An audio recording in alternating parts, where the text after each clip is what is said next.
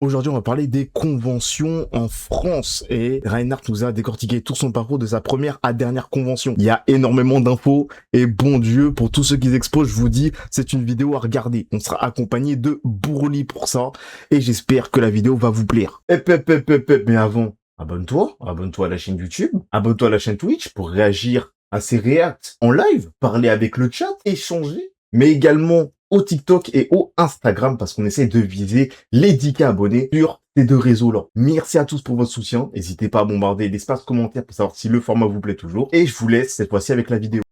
Ouais, allô, tu m'entends? Ouais, je t'entends bien. Ça a bugué de ouf, je voulais faire une intervention.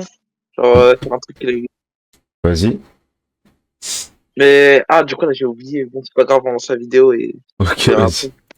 L'avantage d'être indé, c'est de développer des compétences un peu partout, dont la spécialisation dans l'impression et réalisation de ces produits. Pour ceux qui me connaissent déjà, ou si vous arrivez à percevoir ma personnalité, je suis quelqu'un qui aime bien chercher dans l'originalité, concepts originaux. Ça fait partie des critères fondamentaux du manga par le Jump, hein. Mais dans Ah oui, Kevin, tu l'auto-édition, dans peux, le sens une pause. large, ça peut Je devenir Vas-y. me une rappelle. arme. Ouais, du coup, je voulais revenir sur le terme fanzine. Je le jure, frère, il a trop raison. Ouais, mais c'est vrai, Genre, hein. fanzine, ça fait trop, genre, moi, en tout cas, j'ai la sensation de quoi? Tu vois, genre, les fans manga, là, sur Dragon Ball et tout, Ouais, en ouais, mode, ouais. Hmm. parallèle et tout, en mode, ouais, le fils de Goku est d'une déesse KO et Hmm. Kaio et tout. Et bien, genre, ça me fait penser à ça, genre, j'ai l'impression que, genre, c'est, genre, que des histoires qui reprennent des univers qui existent déjà, t'as vu? Ouais, oui, je Et suis bah, d'accord. des œuvres d'auteurs, t'as vu, Hmm. genre, des millions par entière. Et du coup, il a trop raison. Mais ça, c'est... oui, bah, ça, forcément. Et après, est-ce que c'est le terme qu'il faut changer? Ouais, bien sûr. Pour moi, Ouais. t'as vu, par exemple, auteur indépendant ou manga indépendant, genre, même manga tout court, tu vois, ou artiste français, ça peut être cool. Et même, comment dire, moi, je suis d'accord que les maisons d'édition, c'est bien qu'elles aient chacun leur rayon et tout, t'as vu? Mais genre, mettre les auteurs indépendants un peu dans des rayons Ouais, à côté, t'as vu? ça de ouf, clairement. L'impression de c'est tous des auteurs. Hmm. Et non que genre, ouais, là, il y a des vrais auteurs, t'as vu? Et là, il y a genre des auteurs vite fait en mode. Parce que parfois, genre, tu peux aller dans des rayons où tu vois des gars qui vendent leur manga, ou des trucs indépendants et tout. Ils sont à côté de quelqu'un qui fait un truc qui a rien à voir. T'as vu, par Ouais. exemple, quelqu'un qui vend juste des vinyles vite fait, tu vois. Et je trouve que ça dessert un peu le truc. Ouais, je suis entièrement d'accord. Alors, c'est vrai. Ouais, ça, en vrai, premier degré, dans les grandes surfaces, j'en ai jamais vu, hein. Enfin, je sais pas le De quoi? souvenir d'avoir vu des fanzines. Ah non, des fanzines, si, oui, tu vois, j'ai le souvenir. Mais pas des masses non plus, hein. Parce que je me dis que ça doit coûter cher si jamais tu mets ça dans une grande surface. Mais des fois, De pour quoi, les des petits. fanzines? Ouais. Mais quand tu veux dire fanzine, c'est genre des histoires qui, Bah, comment dire, qui prennent la. des histoires de mangas indépendants. De mangaka indépendants, je veux dire.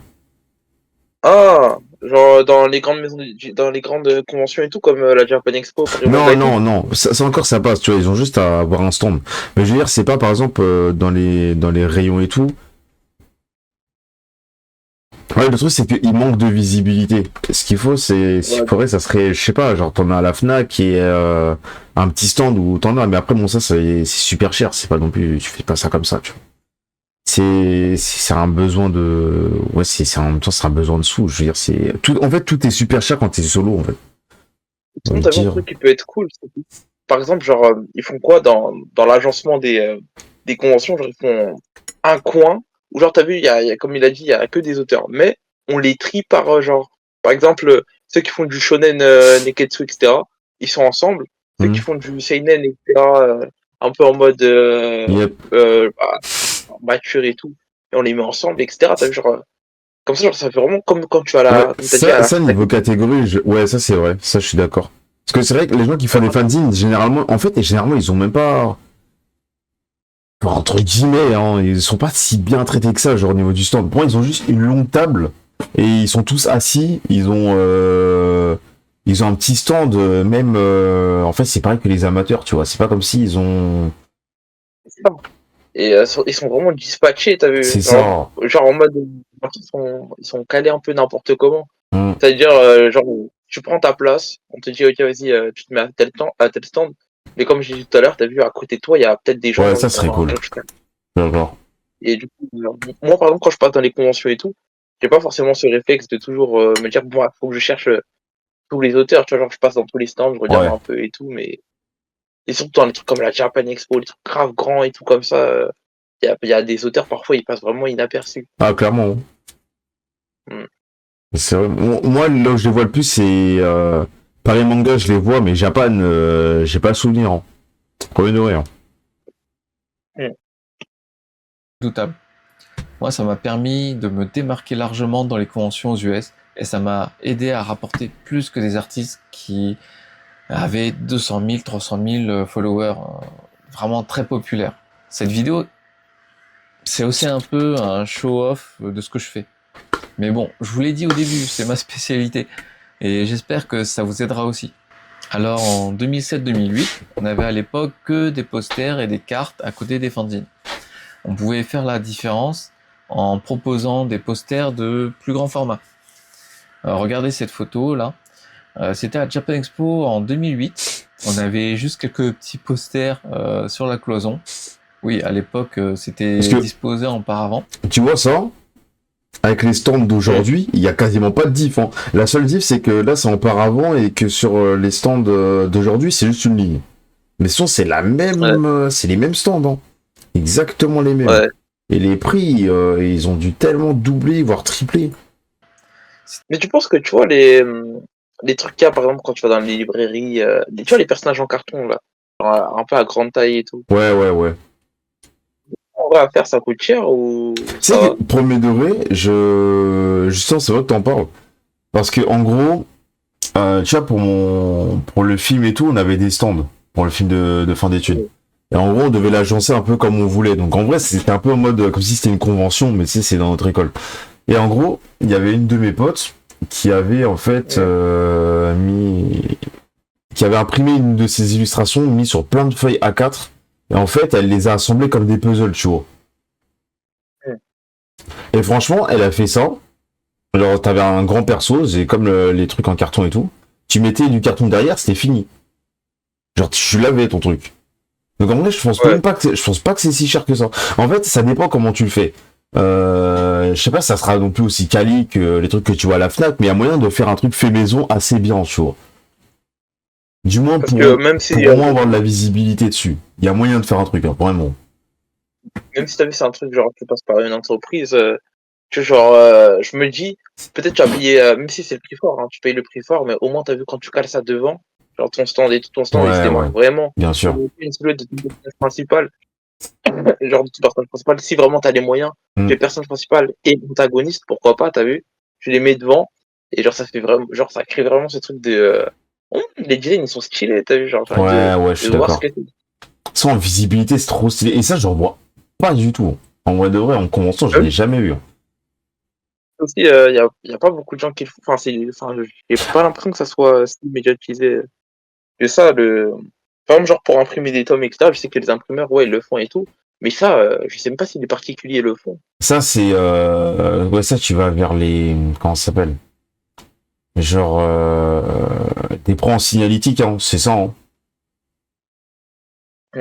Tu vas faire des gens qui font de la signalétique, tu mets impression genre gros format, tu demandes si ils peuvent mettre ça sur une surface rigide et c'est ça. Mais par contre, ouais, j'avoue, c'est cher.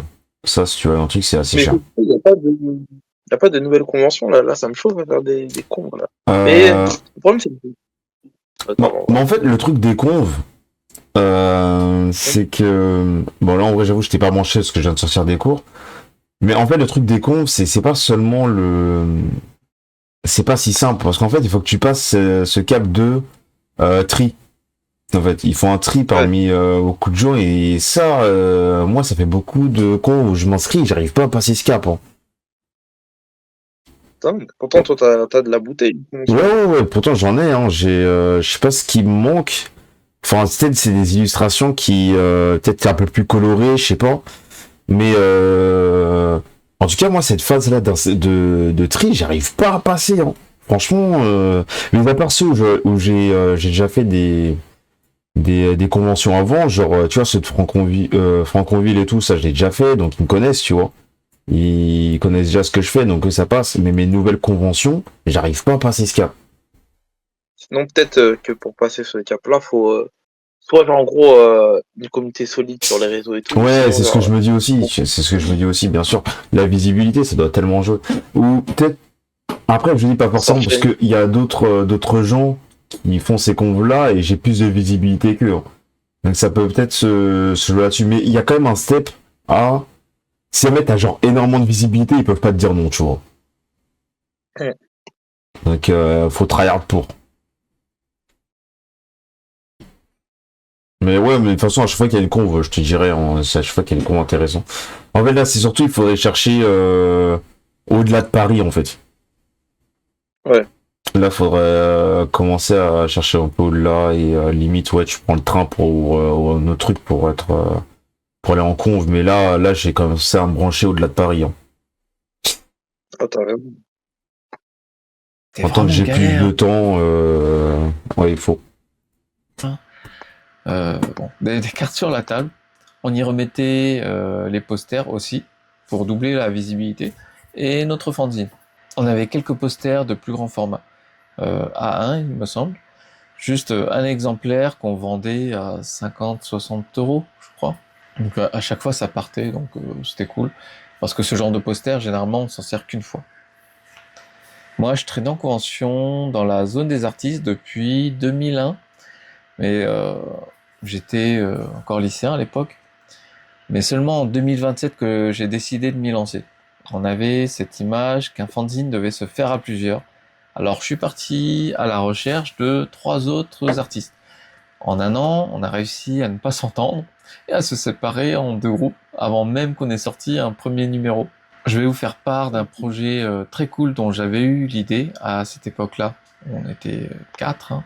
Parmi mes mangaka préférés, Kazushi Hagiwara, euh, c'est l'auteur du manga Bastard.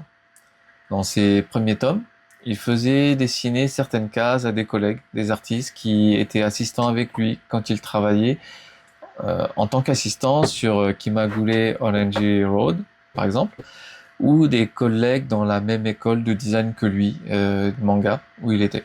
J'avais adoré le concept, alors j'avais décidé de créer un projet de manga dans ce style. Donc on était 4 artistes, on devait chacun à tour de rôle dessiner un chapitre, donc un par an, hein. Mais on laissait toutes les plus belles cases à des guests. On avait eu l'accord d'artistes pro-français mangaka de l'époque, illustrateurs américains, mangaka amateurs japonais, chara-designer japonais, et j'avais même réussi à avoir la participation du mangaka japonais Atsushi Okubo, l'auteur de Soul Eater. Donc là, je crois que... Ouais, Trop je stylé. peux vous montrer ça ici. Mais bon, le projet n'a jamais vu le jour à cause des embrouilles du groupe. Ces histoires sont allées assez loin. Ça a failli partir en baston en pleine Japan Expo. J'ai dû faire appel au staff pour faire calmer le jeu quand même. Revenons sur les goods.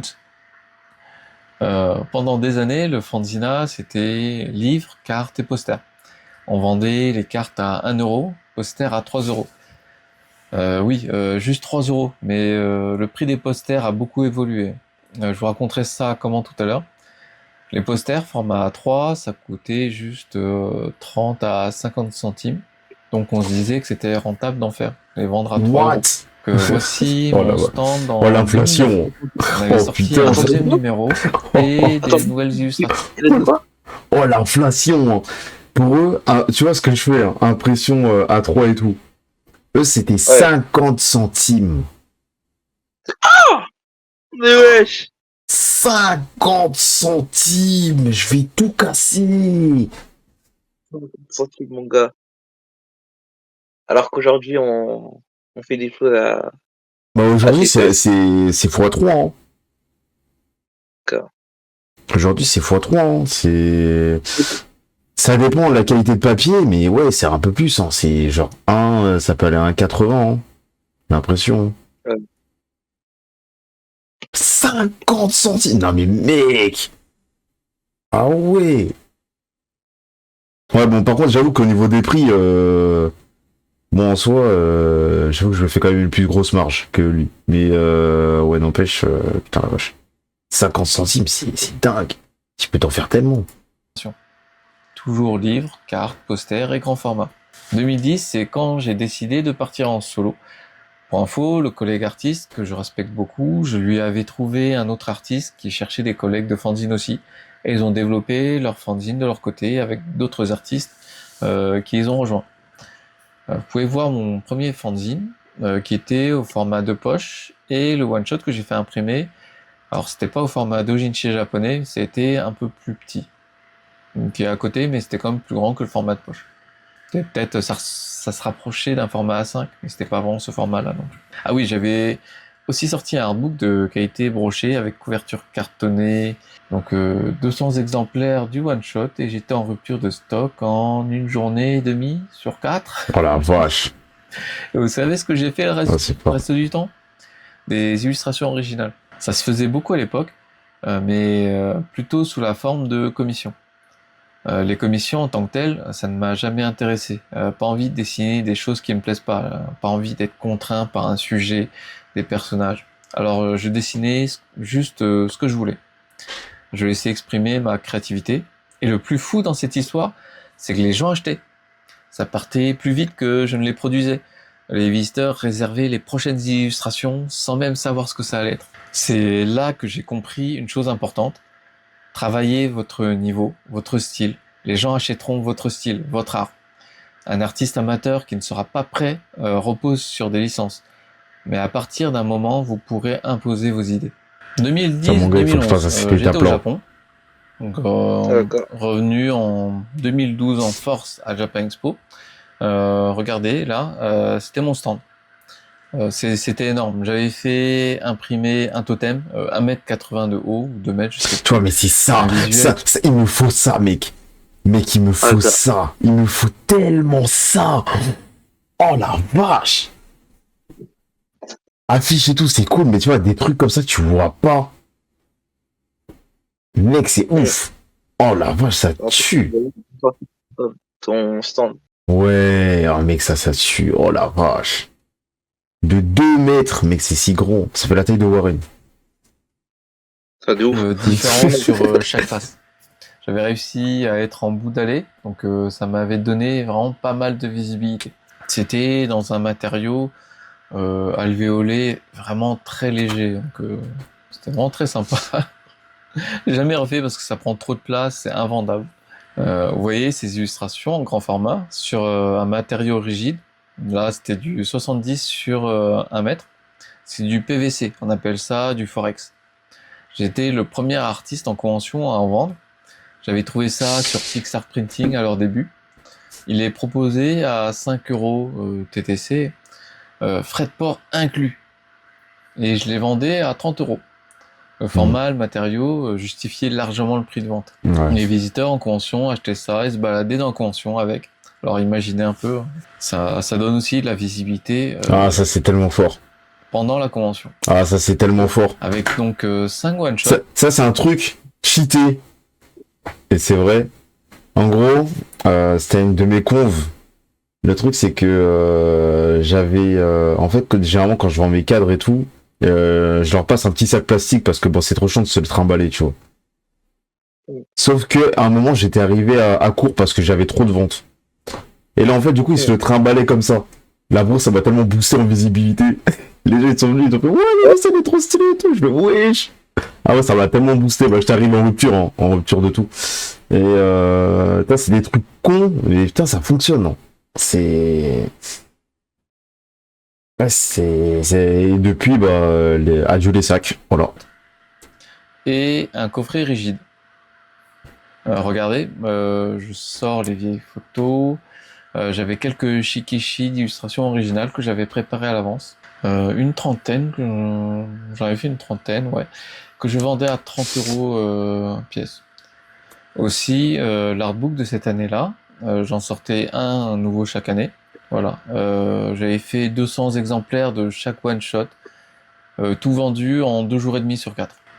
Comprenez bien ici, les conventions sont pour le public un événement annuel. N'y venez pas avec juste un seul bouquin, parce que c'est l'opportunité de pouvoir en vendre plusieurs d'un coup. Comme pour les gens, c'est assez exceptionnel. Les gens vont plus dépenser. J'ai oublié aussi de le dire, mais pour mes 2 premiers fanzines, on les dédicaçait quand j'étais pas encore en solo. Ça, faut le faire aussi. Parce que je pensais que c'était un argument de vente. Et puis on était au moins 2 à gérer le stand. L'un pouvait présenter le fanzine pendant que l'autre dessinait. En 2010, en solo, j'avais arrêté de dédicacer en convention. Parce que, plus du tout le temps. En 2012, avec 1000 bouquins vendus, c'était encore moins possible. Ouais, non, il y en a Le système de dédicace, c'est aussi un stopper. héritage du modèle éditorial de la BD franco-belge. Je veux dire, de façon systématique, tu achètes en personne, tu auras ton album dédicacé. Avec tous les auteurs pros de BD qui passent des jours à faire la promo de leur propre BD. Au début, ça fait plaisir de dédicacer parce qu'on est reconnaissant. Le souci maintenant, c'est que ça dévalue vos illustrations originales. Pourquoi je vais payer une commission à 12 € si je peux avoir ça avec un bouquin à 8 €? Et puis, vous avez aussi ceux qui vont revendre derrière plus cher. Bon, manque de chance pour eux, ce ne sont pas les fanzines qui ont trop la cote sur internet, sur les sites de revente. Enfin bon, c'est un enfer, c'est devenu compliqué. Du coup, c'est pour dire que ce n'est pas un argument de vente réel. Si les gens sont intéressés par vos travaux, ils achèteront. Si une personne achète juste parce que vous lui proposez une dédicace, bon, elle peut soit être touchée et s'attacher, soit elle aura juste acheté en se disant qu'elle fait une bonne affaire. Toujours à Japan Expo 2012, j'avais aussi sur mon stand le prototype de ma première figurine originale en résine que je proposais en précommande. Alors, là, c'était la 2e figurine, ici. On va essayer de vous montrer ça. Bon, trop cool. D'un peu plus près. Oh, les figurines. Ça coûte si cher. Voilà. Donc, moi, ce qui m'intéressait, c'était d'avoir des produits de qualité. En convention, c'est ce qui débloque la confiance chez les visiteurs. Un artiste qui prend soin de la qualité de ses produits, c'est un artiste qui pense à son public. C'est comme ça que vous allez faire augmenter la valeur du panier moyen sur votre stand. Japan Expo avait commencé cette année-là à imposer une limite de prix de vente sur les stands amateurs. Ils avaient rajouté pour la première fois une catégorie de stands jeunes artistes, 3 fois plus cher, qui n'avait pas cette limite. L'ambiance en convention était tendue, ça jouait sur de la délation entre artistes. Salut Aga. En plus, ils avaient retiré les surveillances sur les stands fanzines. Alors il y a eu de nombreux vols, des saccages. Bon. Pour moi, le problème ne venait pas des artistes, mais du cadre de la convention qui poussait psychologiquement les artistes à être agressifs entre eux. Je vous l'ai déjà dit, j'ai fait l'expérience de bonnes conventions qui se sont bien passées pour tout le monde. Tous les artistes étaient contents, sourire aux lèvres, pas de tension. Franchement, c'était top. Les artistes doivent se soutenir entre eux. On ne doit pas se diviser. On a le droit de pas aimer tel ou tel artiste. Personne ne vous oblige à être copain avec eux. Évitez juste les conflits. Hier. De toute façon, regardez ce que c'est devenu. Oui, tu vois. Vous êtes artiste pro en France, vous galérez à survivre, vous dites que Japan Expo c'est la plus grosse convention d'Europe, que ça va vous aider. Regardez les prix des stands. Ne serait-ce que si vous êtes pro, c'est quoi 2000 € le stand. Mon gars. Et ils vont demander des papiers pour vérifier que vous n'êtes pas artiste pro. Si vous voulez prendre les stands les moins chers, des contrats de travail, des fiches de paie, des justificatifs étudiants, ils vont même aller vérifier sur les réseaux sociaux si vous Oh la vie, je savais pas tout ça. Putain la vache. proposez des commissions. J'ai jamais vu ça ailleurs. Il y a que en France que je vois autant de justificatifs comme ça. Oh la vache. Attends, j'ai demandé à ma pote. Attends, il faut vraiment tout ça là?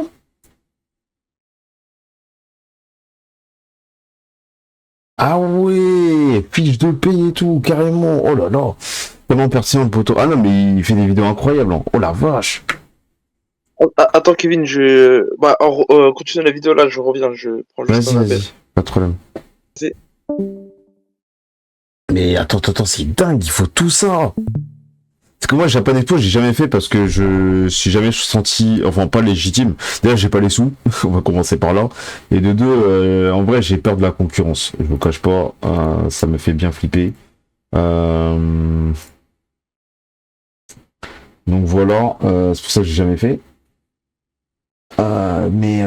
Purée, tout ça, il faut tout ça. Oh la Et vache. puis la limite de prix de vente, pareil. J'ai Ouais, la limite de jamais prix de vente, vu par contre, ça, c'est une ailleurs, folie. Hein. qu'à Japan Expo ou C'est d'autres vraiment conventions une sûrement folie. en France, en Europe, mais qui se sont inspirés de Japan Expo pour le coup. En tout cas, j'ai senti la douille, j'ai arrêté les frais. Je n'ai pas envie de donner de l'argent à ces gens-là. J'aurais aimé boycotter plus activement, mais tellement d'artistes pensaient vraiment qu'il ne fallait pas les toucher. Japan Expo est devenu une référence, même pour les C'est autres ça. conventions.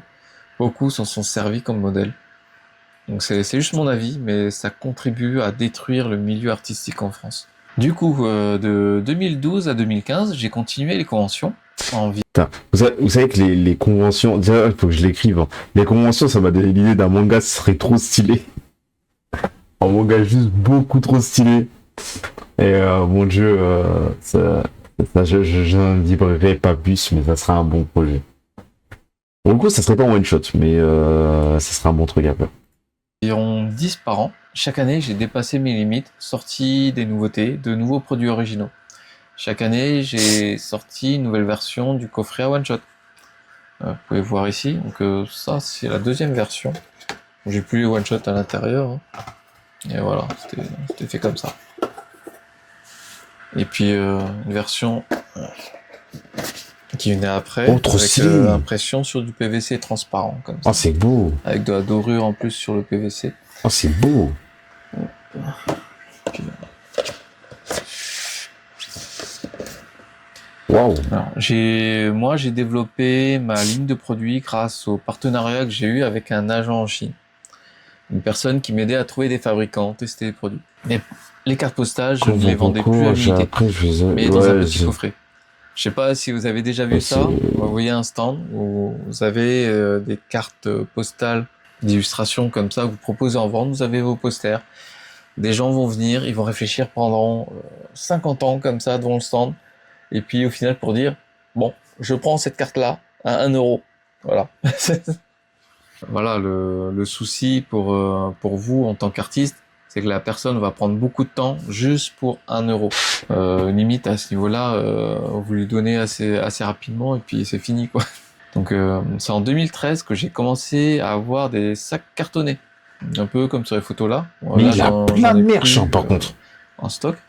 C'était vraiment trop classe. Coffret collector pour les one shot. Vous avez aussi les forex. J'avais aussi Ah non, des je sais pas flyers mais dépliants t'inquiète. pour faire la promotion de mes one shot. J'ai fait mes tout premiers t-shirts. C'était vraiment en guise de test. Là, c'était vraiment très simple. C'était aussi en 2013 que j'avais décidé de monter un collectif appelé Dojin Sphere. Un collectif d'artistes au style clairement accrocheur, en affinité avec la culture otaku. Tout d'abord centré principalement sur des activités de fanzina, celui-ci cherche à promouvoir toutes les formes poussées de cette culture, par exemple sur les jeux Toho. Ils ont déjà édité un artbook de 88... Je serai à la Japan Expo, mais pas en tant qu'exposant. Je serai en tant que visiteur. Du coup, je serai là-bas, je ferai un live IRL comme d'hab à la Japan Expo.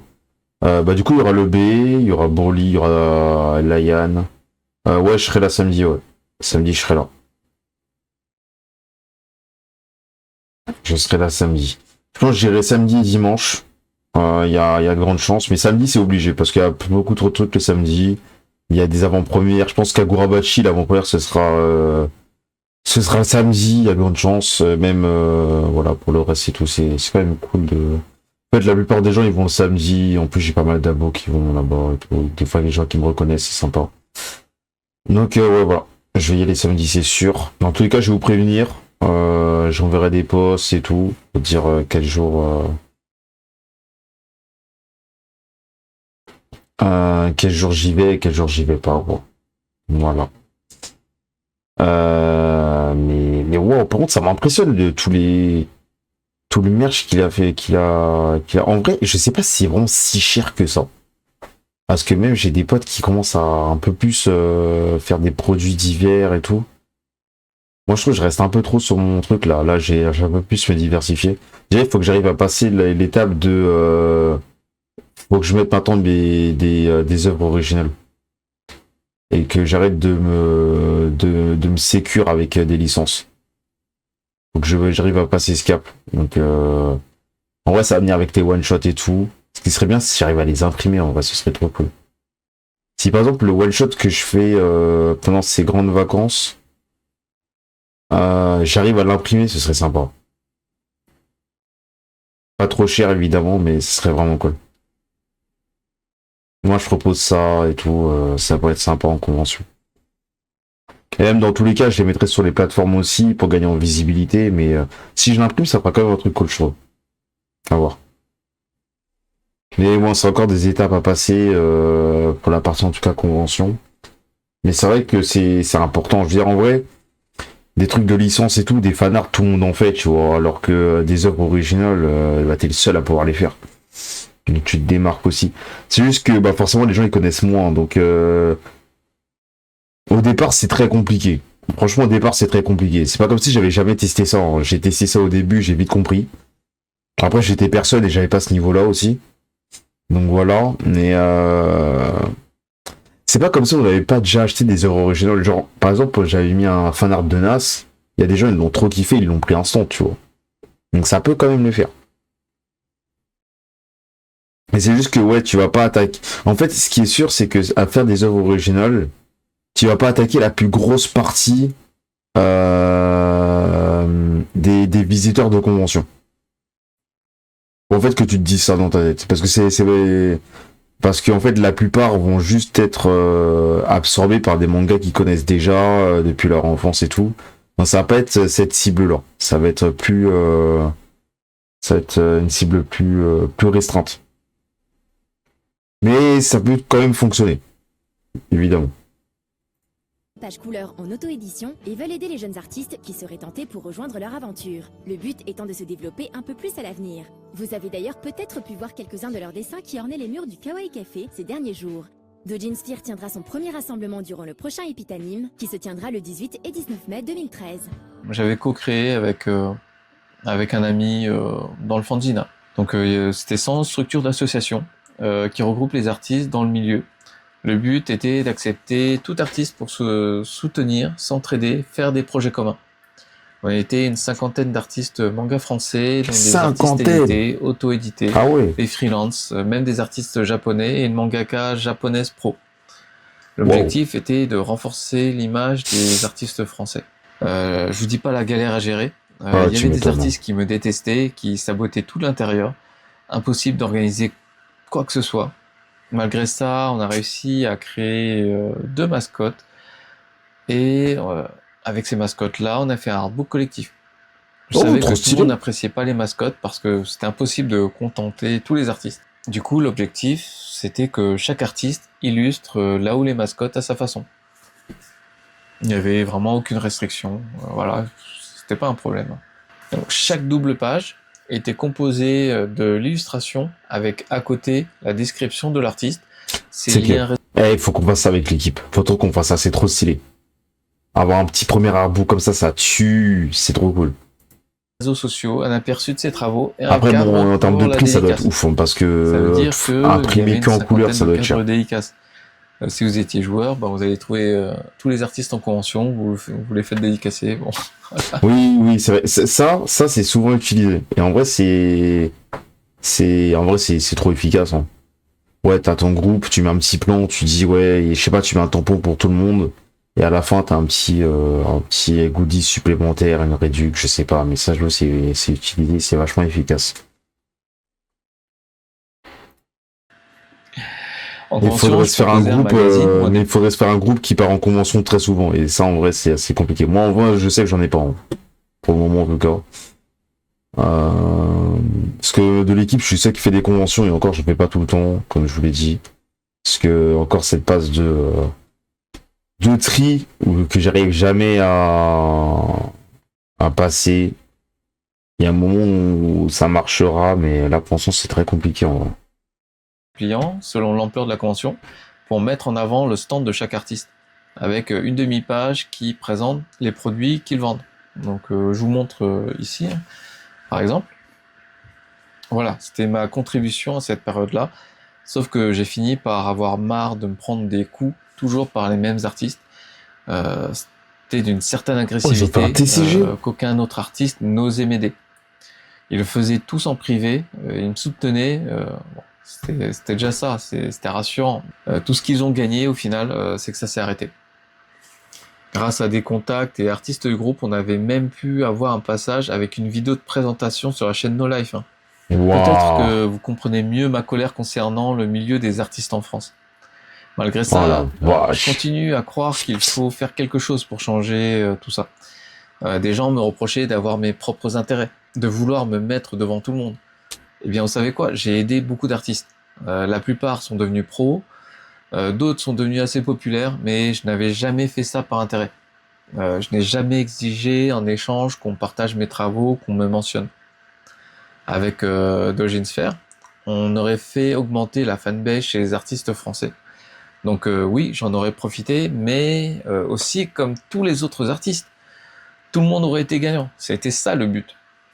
À terme, je pense qu'on aurait pu créer notre convention Dojin. Sérieusement, ça c'était le but ultime. Faire en sorte de ne plus dépendre de Japan Expo. Allez, continuons. En 2013, je m'étais inspiré du Japon avec, pour ceux qui connaissent, les Ichiban Kuji. Ce sont des loteries où vous achetez un ticket, souvent à 700-800 yens, environ 5 euros. Vous l'ouvrez et selon le résultat, vous obtenez obligatoirement un lot au moins sympa. J'ai préparé des packs pour vendre mes one-shots en les proposant dans le sac imprimé ou le coffret. Et pour chaque pack, le client a le droit à un certain nombre de tirages. Donc là, je vous montre un peu à quoi ressemblaient mes panneaux d'affichage. Le principe, c'était de lancer des dés de 100, soit un dé de 10 faces pour les unités et un autre dé de 10 pour les dizaines.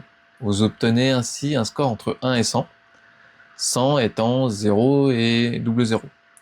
Le client gagne ainsi quelque chose. Selon ma grille que j'affichais pour plus de transparence, 50% de chance de n'avoir qu'une carte postale, 25% de chance pour 2 cartes, puis une répartition des lots plus intéressants sur les 25% restants.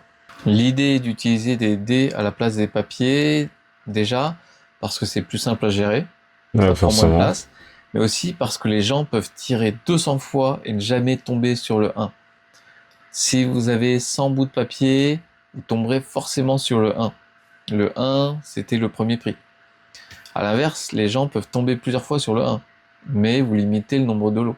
Ouais, c'était du gacha avant l'heure. Hein. Ouais, c'est ça, j'allais dire. Puis bon, gacha, c'est une invention japonaise. Ouais, j'allais dire, c'est vraiment, il a fait du gacha game dans son stand, quoi. Mais en vrai, ça fonctionne, tant mieux, j'ai envie de dire. Ça fonctionne, c'est tant mieux. Mais il n'y a pas en plus ce truc de... Ouais, non, ça fonctionne, j'ai envie de dire. Donc, pourquoi pas? Mot même, et japonais. En 2014, j'ai développé les produits en tissu. En vrai, il donne des idées de malade pour des stands. Hein. Moi, je note. Hein. En vrai, pour des stands, il donne des idées de fou furieux. Hein. Tout ce qui est com et tout, ça se voit qu'il a de l'XP, tu vois. Il donne vraiment des idées de malade. C'est vraiment intéressant. Vraiment, elle est grave intéressante, la vidéo. Que mes premiers t-shirts full graphique, c'est-à-dire imprimés sur toute la surface du t-shirt, comme vous pouvez voir ici. Je n'imaginais pas du tout vendre des t-shirts avec un imprimé dans un cadre délimité. Juste en 2013 parce que j'avais une promo et que je voulais tester, ça coûtait pas cher. Donc c'était parti vraiment très vite. Ensuite, des tissus essuie-lunettes. Mais tu vois. Tapis de souris avec coussin. Voilà, j'ai encore un exemplaire, par exemple. Et là, je précise que je ne commandais que de...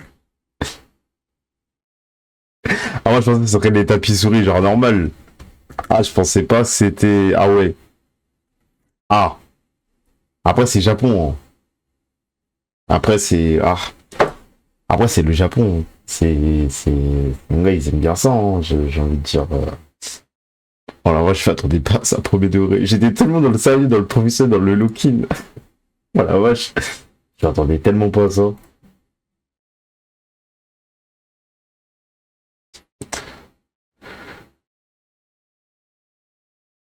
Hors sujet, mais j'ai grave des questions à te poser sur les mangas. Bah, tu peux, gros. En vrai, ouais, tu peux, y a aucun souci. Hein. De la petite le chat, c'est fait pour ça. Hein. quantité. entre 50 et 100 exemplaires par visuel. Son type de produit, ça pouvait être même moins. Que ce n'est pas une question d'époque, c'est une question de savoir gérer les fournisseurs. 2015, on continue à se développer avec de la production d'impression sur PVC transparent. Alors, par exemple, ici. Regardez. Ah ouais, trop cool. Voilà. Et puis c'est la même chose. à ce moment-là que j'ai fait ces coffrets-là Ouais, aussi, forcément. avec du PVC transparent. Donc j'ai fait ça pour un coffret collector à One Shot. Et puis pour des prints comme ça aussi.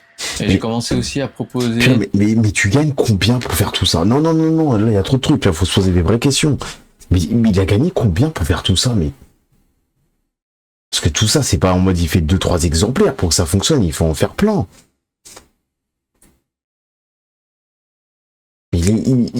What?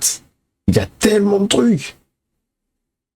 Mais il donne des vraies idées, hein, mais il a tellement de choses. En plus, maintenant, avec l'inflation, ça va coûter tellement cher. Tout ça, ça va coûter si cher. J'ai dit, what? Il a tellement de trucs. Depuis, continue. What? Ça part de PVC transparent, tapis souris, de coffret collector, des trucs comme ça. Moi, c'est loin. C'est encore très loin, trop loin même. Hein. Oh la vache.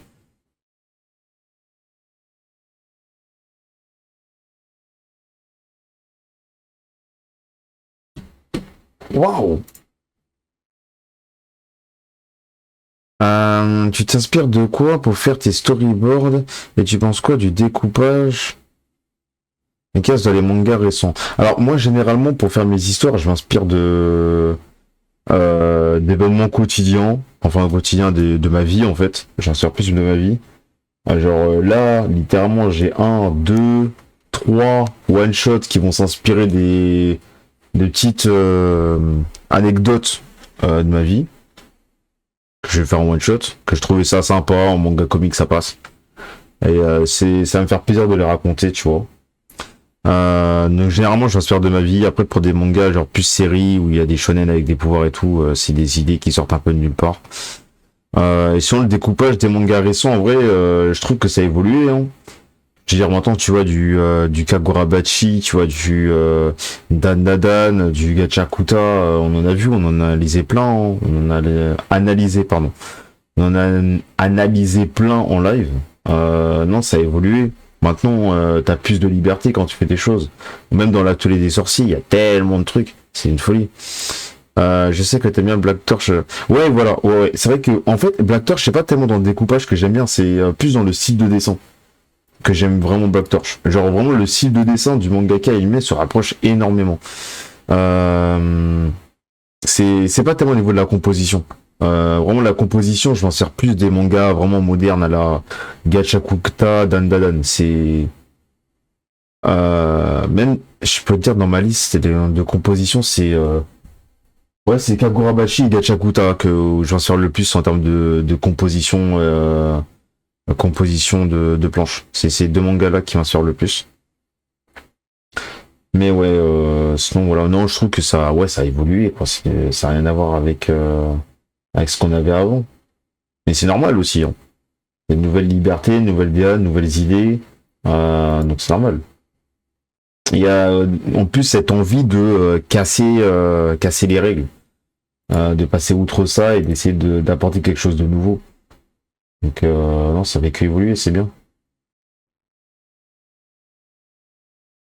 Ouais, je trouve que leur découpage est très zoomé. On est proche des persos, contrairement à One Piece qui explore les décors, plusieurs pages à développer. Ouais. Ouais, c'est vrai. C'est vrai que il y a beaucoup de plans de One Piece qui sont très comment ça s'appelle là j'allais dire contemplatif. Voilà, je cherchais le mot.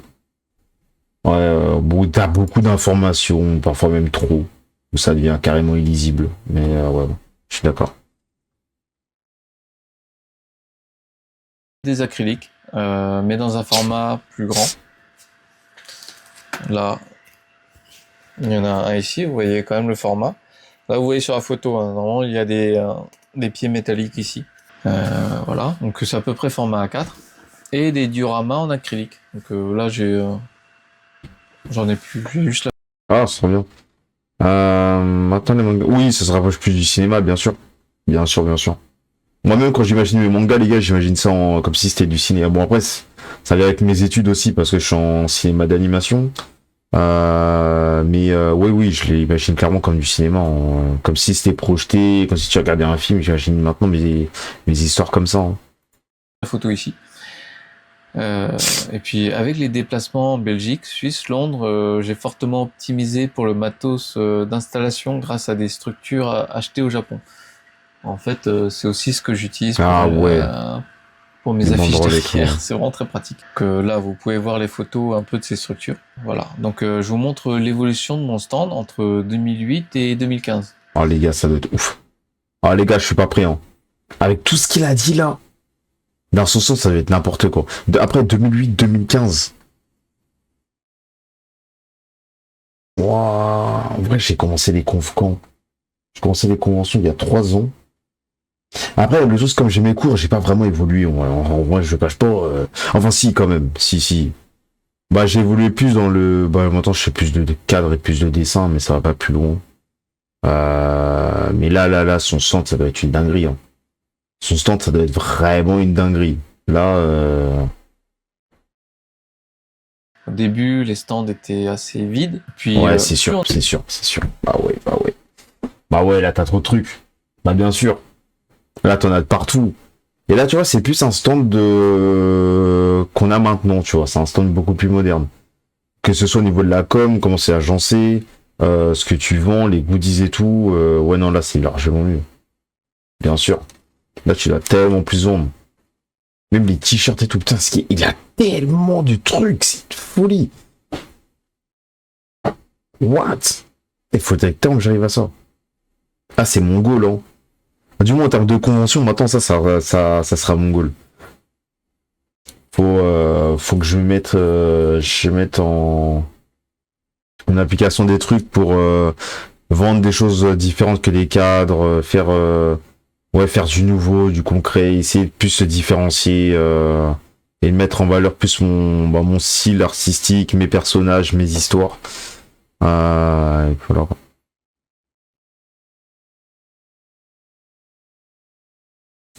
Mais j'aurais grave le plaisir de te rencontrer un jour si la vie. Bah en vrai, bro, Aga, si t'es, moi généralement dans les conventions, genre Japan Expo, bon, c'est là où les gens me voient pas mal.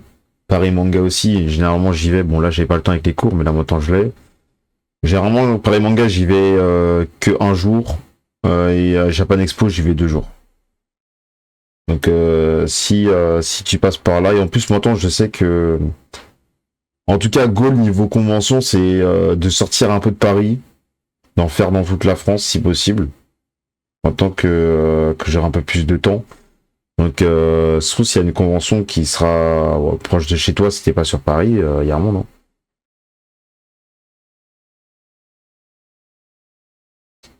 Je suis jamais allé à une 120. Ah mais si t'es de Paris c'est carré.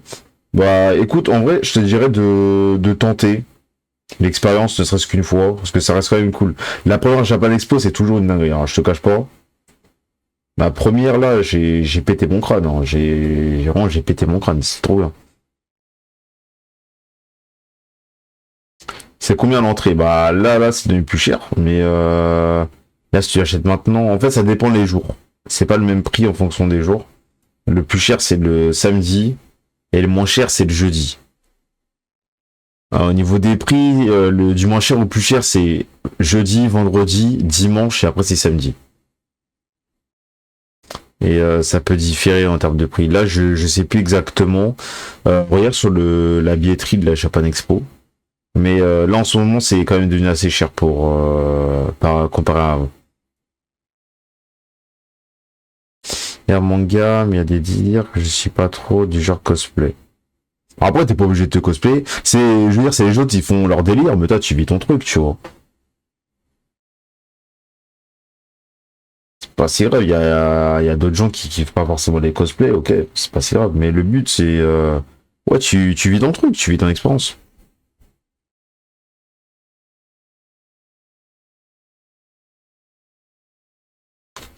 Ouais, voilà, moi. Mais je te dirais de regarder quand même, parce que là, en vrai, je sais plus du tout c'est quoi les prix. Je te dirais de regarder sur le site. Ouais, voilà. Mais franchement, la première, ça reste toujours un truc de fou. En vrai, tu te dis, oh la vache, c'est... En plus, si tu me dis que t'en as jamais fait, ah mec, non, il faut que tu fasses au moins une Japan Expo. Au moins, hein. On avance, plus on a besoin de place. Voilà. Je vous ai raconté un Ah, peu par ma contre, vie ça a un d'artiste peu coupé. indépendant. Des pieds métalliques ici. Je vais reprendre. Voilà. Donc c'est à peu près format A4. Et des dioramas en acrylique. Donc là, j'en ai plus, j'ai juste la photo ici. Et puis avec les déplacements en Belgique, Suisse, Londres, j'ai fortement optimisé pour le matos d'installation grâce à des structures achetées au Japon.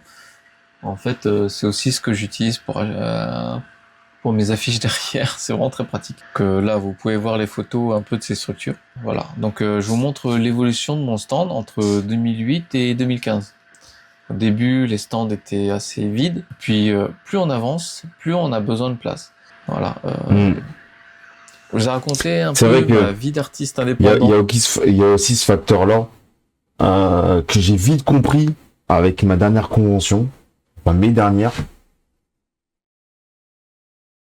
Vaut mieux avoir un stand rempli et petit qu'un stand grand et vide. Vraiment. Là, j'ai un peu compris ça. En fait, c'est pas que j'avais des stands des fois qui étaient très grands, pas vides, mais en fait, ils étaient pas vides, mais ils étaient pas assez remplis pour combler toute cette place. Du coup, maintenant, je vais faut plus être focus sur des stands peut-être de une table ou deux tables. Et en plus, ce truc, c'est que comme c'est super cher dans les autres conventions, forcément, parce que tu payes des prix différents en fonction de la taille de ton stand, faut essayer d'être le plus rentable possible et de tenir sur des stands petits, en fait. Là, je sais que ça sera ça mon goal, en tout cas, de tenir sur une table, malgré que, en vrai, ce que je vends, ça tient pas du tout sur une table. Vraiment pas. Mais voilà, peut-être si jamais j'ai d'autres goodies et tout, il y a un truc à faire. Mais c'est l'organisation. Jusqu'en 2015 pour vous montrer mes méthodes. Chercher des idées originales pour vous En tout démarquer. cas, ça fait plaisir de voir des Renois acharnés comme toi. Je souhaite le plus de réussite. Merci beaucoup, ça fait plaisir, les gars. Ça fait plaisir. Donc, on est là, hein. On est bien déter comme il faut. On lâchera tellement pas. Quand on cherche bien, on trouve de bons fabricants qui proposent des prix abordables pour des petites quantités. Vérifiez toujours les retours, feedback, les avis pour être sûr. Hein. Il y a toujours des tonnes de catégories de produits intéressants. Étant spécialisé dans ce domaine, j'en sais quelque chose. Vous voyez un peu plus maintenant qui je suis. Je m'y connais dans le milieu éditorial français, dans le milieu japonais, dans l'auto-édition, dans l'impression de livres, les prints, les produits dérivés, jusqu'à même des figurines en résine, comme ici.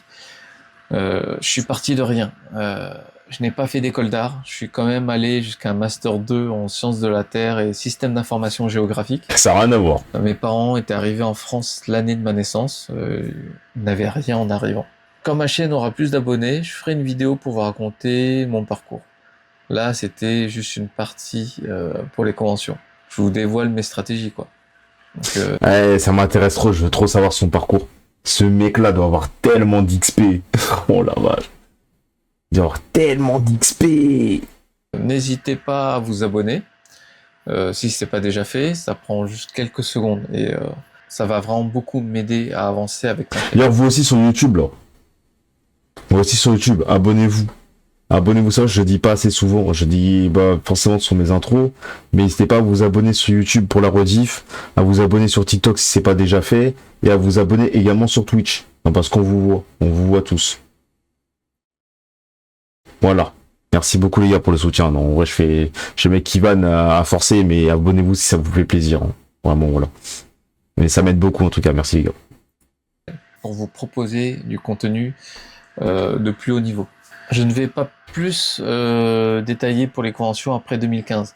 Il y a suffisamment d'informations que vous pouvez exploiter. Je vous montre juste quelques photos de mon stand en convention les années suivantes.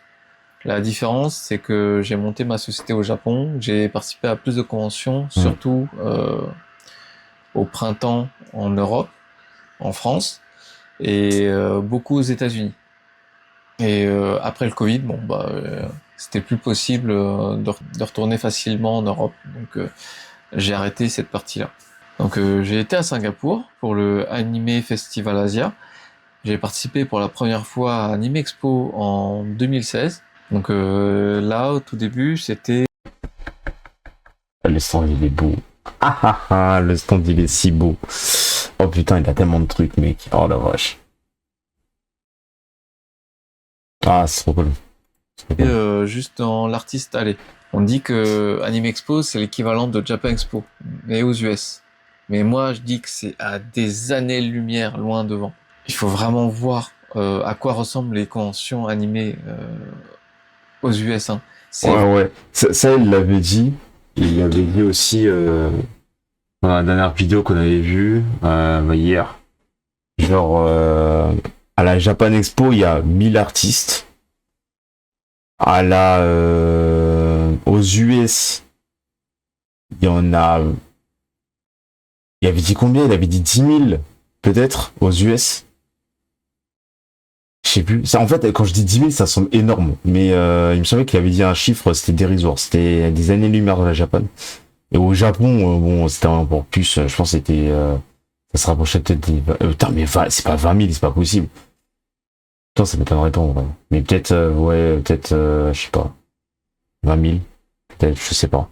Mais en tout cas, c'est des années-lumière. C'est des années-lumière. Tu fais un bon x10. Facile. Donc ça m'étonne. En vrai, je veux bien voir une convention manga aux US, comment ça doit être ouf. Ça doit être tellement grand. Parce que là, déjà, si on trouve la Japan Expo grande, là-bas, ça doit être une folie. Vraiment très ciblé animé, manga. Vous n'avez pas vraiment le thème Japon. Vous n'avez pas les comics. C'est vraiment que ça. Des tonnes de gens cosplayés. Les invités, on n'en parle même pas. La quantité qu'il y a, enfin, c'est vraiment assez incroyable. Ouais, que j'y aille au moins une fois. Les prix d'entrée sont beaucoup plus chers. Par contre, vous savez ce que vous avez dedans. Ouais. Et pour un artiste, le public est aussi très différent. Parce que avec les coûts d'entrée plus chers, vous n'avez plus le public jeune, collégien, lycéen, comme ça, qui viennent juste pour se balader, pour se voir entre eux. Là, vous payez l'entrée parce que vous savez ce que vous allez avoir dedans. Je vous lâche ça comme ça, hein, mais vu le coût des stands à Japan Expo maintenant, ça va devenir plus rentable d'aller chercher un stand à Anime Expo avec les frais d'avion et d'hôtel. Hein. Niveau vente et ambiance, plus rien à... C'est une dinguerie. Non. Non, arrête. Là, j'y crois pas, ça doit être trop cher, l'avion et tout. Avion, hôtel, tout ça. Non, je pense pas. Non, en vrai, je pense pas. Non, je pense que s'ils combinent le tout, ça doit être trop cher. À voir avec Japan. Non, je pense pas. Allez-y, même en groupe pour économiser les frais d'hôtel. Enfin, je dis ça, mais avec la situation géopolitique actuelle aux US, je le déconseille. C'est vrai que j'avoue, je préfère rester chez moi, en vrai. En vrai, j'avoue que je préfère rester chez moi. En vrai, c'est bien Paname, en vrai. Hein. Ouais, quand il y a, ça casse pas avec la LDC et tout, en vrai, c'est bien. Hein. En vrai, c'est plutôt pas mal. C'est plutôt pas mal. Ça y est un peu. Moi-même, j'y Vas-y, retourne pas de pas problème, cette ma année. gueule. Pas de problème. Beaucoup trop risqué. Les histoires avec les tarifs, les taxes, ce qui se passe avec les aéroports en ce moment. Mais bon, si un jour la situation s'arrange, ça vaudra vraiment le coup. Là, c'est mon stand de l'an dernier, 2025, à Anime Expo. Alors moi, j'ai droit à du 10 mètres carrés, comme ça, Waouh. pour le même prix d'un tout petit Toi, tu fais aussi stand des à fanarts, Japan toi Expo. aussi. Les conventions ont une grande place dans cette vidéo parce que je pense que ça reste important Mais pour par les contre, artistes purée, indépendants. attends, mais les prints qu'il fait, là, avec les effets et tout, c'est trop bien. Je veux. Eh, il m'a donné trop Et d'idées. que ça dépend moins des algorithmes des réseaux sociaux.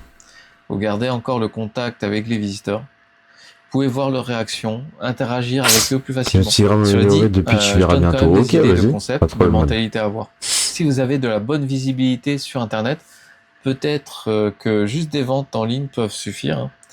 Mais ça va dépendre aussi de votre capacité à transformer vos viewers en acheteurs. Ouais. Et puis vous n'êtes jamais sûr de comment ça va se transformer sur Internet avec les changements des algorithmes et tout ça. Parfois, vous pouvez vraiment tout perdre comme ça du jour au lendemain. Un dernier exemple, regardez ça. Quand tout le monde se met à faire des acrylic stands, moi je me diversifie de cette façon, en rajoutant des éléments qui donnent cet aspect unique. Donc moi je vais chercher directement dans des boutiques d'accessoires, les petites chaînes, les petites pierres, toutes les pièces comme ça. Donc là pour le coup, vous avez un côté un peu fait main en plus pour un acrylique. Mes prints, enfin j'appelle ça des SP prints, avec deux surcouches, l'une pour du rendu holographique et l'autre pour de la dorure. Le rendu holographique, c'est ce qui donne un peu ce côté un peu reflet arc-en-ciel et tout, un peu le spectre lumière. Et la dorure, c'est une couche opaque.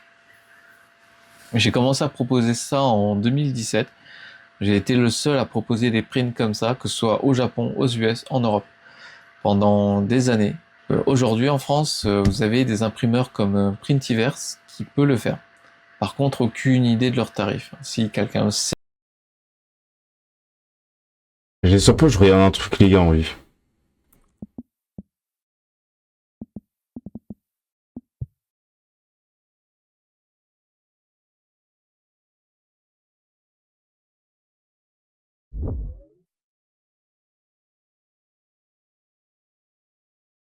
Mhm. Mhm. Mhm.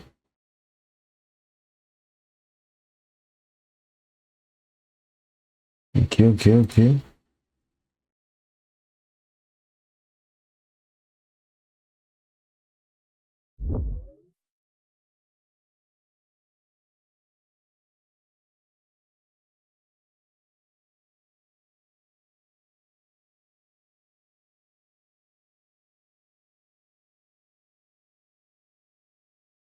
Ok, on reste branché sur l'adresse. Dans les commentaires, n'hésitez pas. Mais ils ont l'air de s'engager pour les artistes, donc c'est vraiment cool pour ceux qui font les conventions. Enfin, je disais que j'étais le seul à en proposer pendant des années.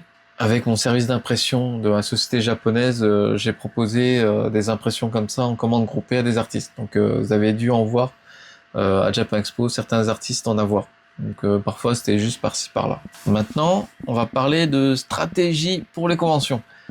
Quelques conseils pour choisir les conventions à faire. Écoutez bien.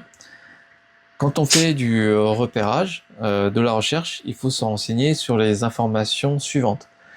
Dans quelle ville, le thème de la convention, forcément. parce que vous avez manga, Japon, Corée, jeux, geek, médiéval, etc. Ce sont des conventions dans lesquelles vous pouvez aller. Mais vous devez vous renseigner dessus, parce que ça donne une indication sur le type de visiteur. Ouais, entièrement d'accord. Vous avez comme information importante l'ancienneté de la convention, le nombre d'éditions. Si c'est pro, lié à la commune ou non, ou associatif. Et bien sûr, les retours de la part des artistes. Vous avez des groupes sur Facebook de partage d'informations sur les conventions, comme ça. Le plus important pour moi, le premier critère discriminant, c'est si la convention a moins de 6-7 ans d'ancienneté. La raison, c'est le portefeuille des visiteurs. Je veux dire par là que quand vous participez à une nouvelle convention, les visiteurs sont généralement des locaux, des familles qui viennent juste voir par curiosité. Ils ne viennent pas avec des économies ou dans une intention d'acheter.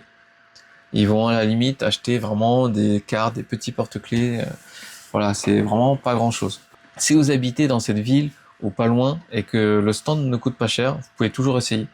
Donc vous aurez vraiment de quoi amortir les pertes. Ça devrait aller normalement. 6-7 ans, c'est le temps pour une convention sérieuse de gagner en crédibilité. Si leurs efforts restent constants, les visiteurs finiront par anticiper la convention avec un budget d'achat. Dans le cas où c'est une convention organisée par une association d'étudiants, par exemple, ça va prendre plus de temps, parce que les visiteurs sont en grande majorité des étudiants limités par leur budget. Pareil, si vous habitez dans le coin, vous pouvez y aller. Hein. Si vraiment ça coûte pas cher, vous perdez pas grand-chose. Cette histoire d'ancienneté, ça vous évite aussi toute convention de type scam, arnaque, parce que c'est beaucoup plus courant ces dernières années. Les organisateurs qui ont des méthodes pour proposer des prix même pas si bas que ça pour une prestation attirante et vous forcent à participer à d'autres conventions organisées par eux dans d'autres villes. Vous payez pour plusieurs conventions en même temps et vous vous rendez compte sur place à la première qu'il n'y a rien d'organisé. Donc pensez bien à ça. Le nombre de visiteurs ne signifie rien si... Ce qu'il vient de citer là, ça m'est déjà arrivé. Hein. Ça m'est déjà arrivé, les gars. Ça m'est déjà arrivé. C'est pas des blagues. Sur le peu de conventions que j'ai fait, ça m'est déjà arrivé. Ok, ouais, non. Là, il dit que des facts. Hein. Là, il dit que des vraies choses. Et encore, même sur des trucs, ça peut différer. Il y a des fois où, en fait, tu peux avoir des conventions où tu as des retours juste incroyables. Et juste par hasard, tu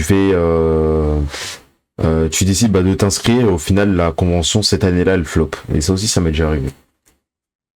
Il y a des fois, c'est comme ça, c'est l'ironie du sort, j'ai envie de dire. Et inversement, ça se trouve que là, tu vois, il y a des conventions où tu as des mauvais retours. Et là, je sais pas, il y a une édition où ça pète.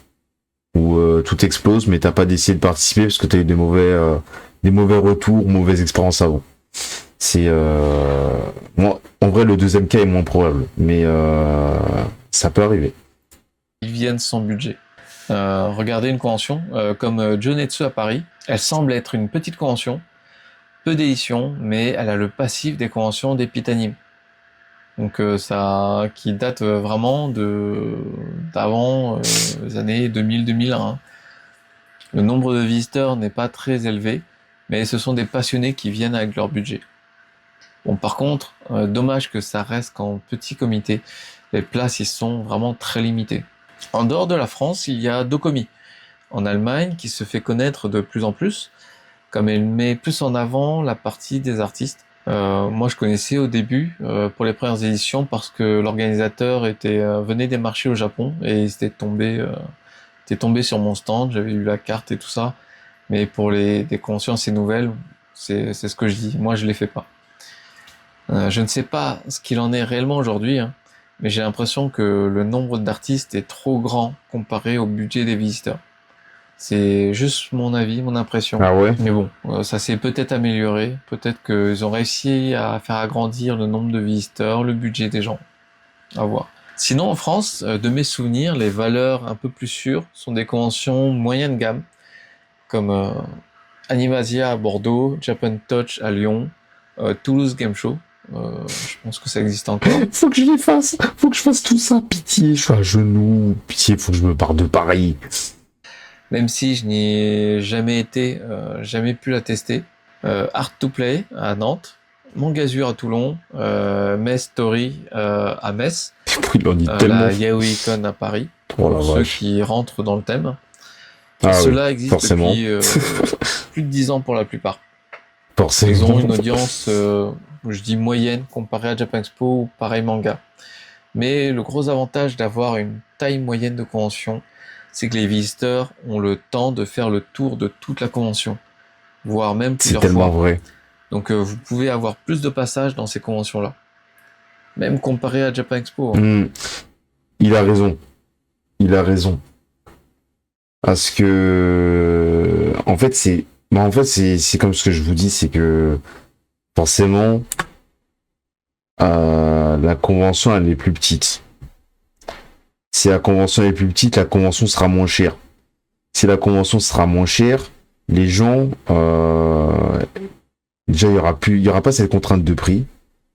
Forcément, bon, ce sera pas sur Paris, donc ce sera peut-être pas aussi accessible que Paris, ok. Mais il y aura pas cette contrainte de prix. Après, comme elle est plus petite, ils vont profiter de leur journée, hein, donc c'est-à-dire ils vont faire le tour du stand, ils vont regarder qu'est-ce qui leur plaît, qu'est-ce qui leur plaît pas. Ils vont faire le tour, je sais pas combien de fois. Il y a un moment, ils vont se mettre à acheter et voilà. Alors qu'en fait, la différence avec la Japan et tout, c'est que déjà il y a tellement de monde, il y a tellement de stands, il y a tellement d'activités, il y a tellement d'artistes différents que c'est possible qu'il y a. En fait, c'est même pas que c'est possible, c'est qu'il y a énormément de gens qui vont littéralement jamais te voir. Et c'est un chiffre qui n'est pas du tout négligeable. Donc non, non, il a complètement raison. Je peux pas dire le contraire. Par contre, les gars, je vais vous laisser juste à aux toilettes et je reviens.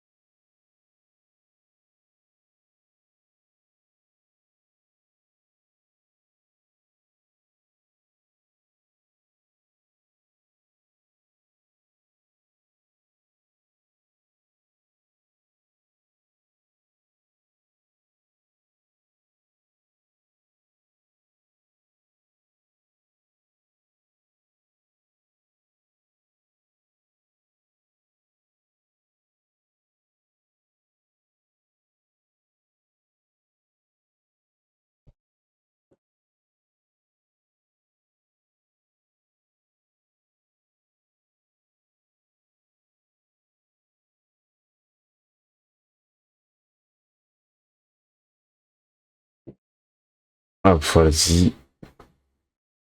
Et ça part. Ce n'est pas négligeable du tout. Et je trouve même qu'en province, les clients sont plus fidèles. Enfin, je veux dire par là qu'ils voient moins d'artistes venir dans leur ville. Alors, quand il y en a un qui vient et qui leur plaît, ils vont être beaucoup plus impressionnés et reconnaissants de vous voir. En dehors de la France, je vous recommande Docomi, Düsseldorf en Allemagne, Made in Asia à Bruxelles. Mais je sais pas ce que ça vaut aujourd'hui parce que ça a été racheté il y a un moment par un grand groupe plus commercial de convention. Polymanga en Suisse. Beaucoup vous diront que vraiment là-bas, les gens ont de l'argent, clairement. Hyper Japan à Londres, Fantasy Basel en Suisse. Donc à Bâle, hein, là vous êtes vraiment à la frontière entre 3 pays. C'est vraiment super intéressant. Vous avez des Allemands, des Français et des Suisses. Il y a aussi des conventions intéressantes, je pense en Espagne, ainsi que la Konichi en Allemagne. Il y a aussi des conventions intéressantes, je pense en Espagne. J'ai oublié un peu les noms, désolé. Ainsi que la Konichi en Allemagne. Par contre, renseignez-vous pour les conventions en Suisse, pour tout ce qui concerne les taxes, comme ça ne fait pas partie de l'Europe. Si vous décidez d'aller bouger pour des conventions, essayez d'y aller en groupe. Vous pouvez partager les frais d'hébergement, Airbnb, tout ça. C'est franchement sympa à faire. Aux US, comme je le disais, à un moment où la situation géopolitique sera plus propice, ça peut valoir le coup. Par contre, il y a énormément de demandes comparé au nombre de places. Même quand il y a 500 places, 1000 places, c'est la bataille pour avoir un stand. Ouais, c'est sûr. Et le niveau d'artiste est vraiment très élevé. Pour ma part, j'ai toujours su avoir une place grâce à l'originalité de mes produits. D'ailleurs, en parlant des conventions aux US, je vais vous raconter quelque chose d'intéressant. Vous savez, la culture du print qu'on retrouve en France, elle vient principalement des US. Ouais, donc, quand je parle de la culture du print, c'est... Je suis en voc, Lion, je suis en voc, tu peux joindre si tu veux.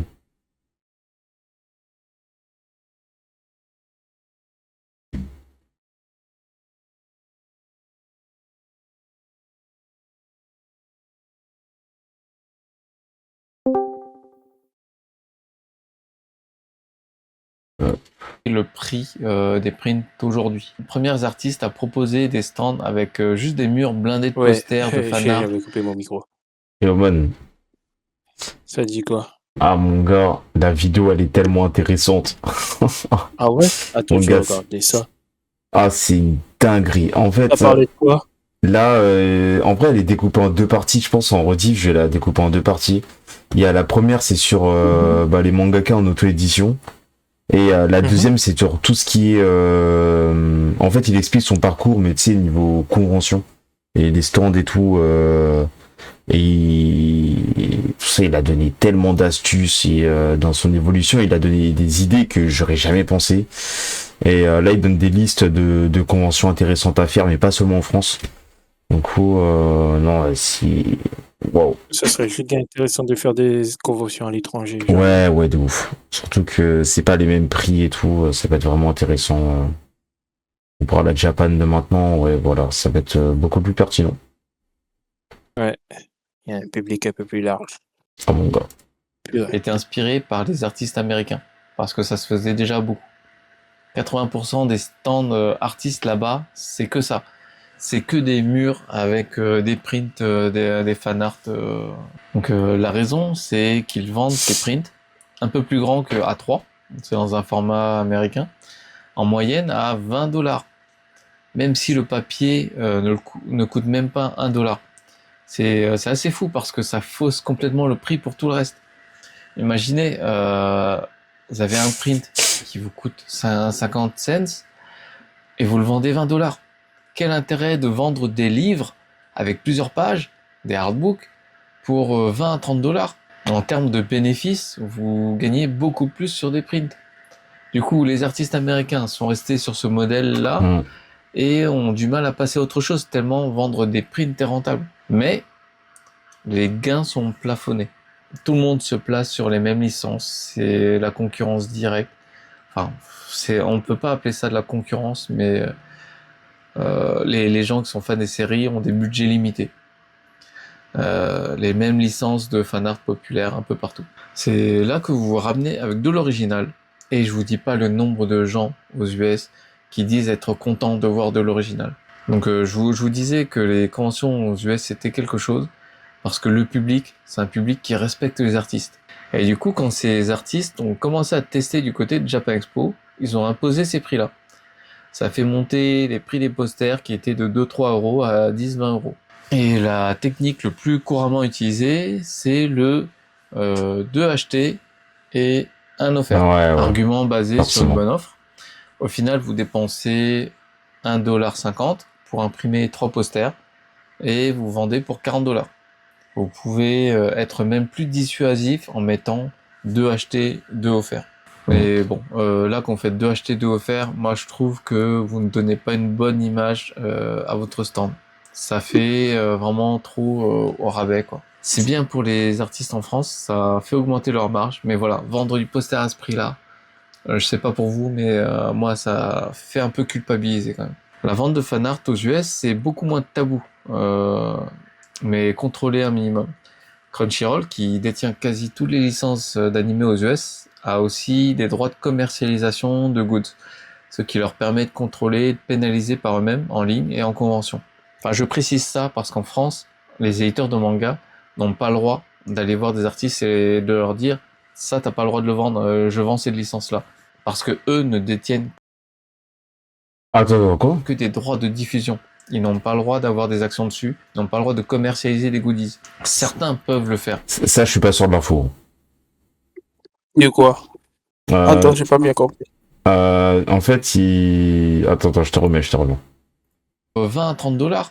En termes de bénéfices, vous gagnez beaucoup plus sur des prints.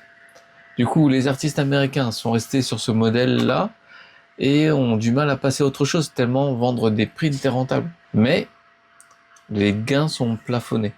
Tout le monde se place sur les mêmes licences, c'est la concurrence directe. Enfin, on ne peut pas appeler ça de la concurrence, mais les gens qui sont fans des séries ont des budgets limités.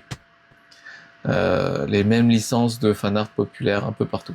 C'est T'as remis loin, là là. que vous vous ramenez avec de Ouais, j'ai l'original. remis loin de ouf. Et je ne dis pas le Ouais, nombre de gens aux US qui disent être contents de voir de l'original. Donc je vous disais que les conventions aux US c'était quelque chose parce que le public, c'est un public qui respecte les artistes. Et du coup, quand ces artistes revenu ont tellement commencé à loin. tester du côté de Japan Expo, Man, t'as ils remis ont loin imposé des ces zinzins. prix-là. Ça a fait monter les prix des posters qui étaient de 2-3 euros à 10-20 euros. Et la technique le plus couramment utilisée, c'est le 2 achetés et Ah ouais, man, un avance un offert. peu. Avance. Une bonne offre, c'est Avance un en peu. mettant 2 achetés, vous me donnez au rabais, quoi. C'est bien pour je sais pas pour vous, mais moi Voilà. ça fait un peu culpabiliser, quoi. Ça va te faire de La là. vente de fan art aux US, c'est beaucoup moins tabou, mais contrôlé un minimum. Crunchyroll, qui détient quasi toutes les licences d'animés aux US, a aussi des droits de commercialisation de goods, ce qui leur permet de contrôler et de pénaliser par eux-mêmes en ligne et en convention. Enfin, je précise ça parce qu'en France, les éditeurs de manga n'ont pas le droit d'aller voir des artistes et de leur dire ça t'as pas le droit de le vendre, je vends cette licence-là. Parce que eux ne détiennent que des droits de diffusion. Ils n'ont pas le droit d'avoir des actions dessus, ils n'ont pas le droit de commercialiser des goodies. Certains peuvent. Ouais, c'est ça. Ça, je suis pas sûr de l'info. Parce que... Ouais, en gros, c'est tout ce qui est droit et tout. Ça, en vrai, je suis pas si sûr. Enfin, en fait, t'en as moins qu'en Amérique, mais il y a déjà des gens que je connais qui se sont déjà fait sanctionner en France. À la Japan Expo, particulièrement. Ok. Mais est-ce qu'ils se sont fait sélectionner par la maison d'édition en elle-même ou par les ayants droit eux-mêmes directement? Non, c'est pas les ayants droit. Les ayants droit, ils viennent pas à la Japan Expo. Hein. Ouais, je sais, mais bon, ils ont une certaine vision quand même de Oui, ce bien qui se sûr. passe. Mais je sais pas plus que ça. Mais en tout cas, je sais qu'il y en a qui se sont fait sanctionner à la Japan Expo. Par C'est les déjà maisons arrivé. d'édition? Je sais pas par les maisons d'édition, mais Parce que, ouais, comme il dit, c'est les maisons d'édition. Hein. Parce que c'est comme les vidéos en général, tu vois. Quelles vidéos, les trucs que je pourrais prendre? Bon, là, ça reste du cadre de YouTube, donc oui, les ayants droit ont directement la vision dessus. Mais ouais, les conventions, la plupart du temps, c'est pas la même chose en vrai. C'est délicat en vrai. ouais, oui, bien sûr.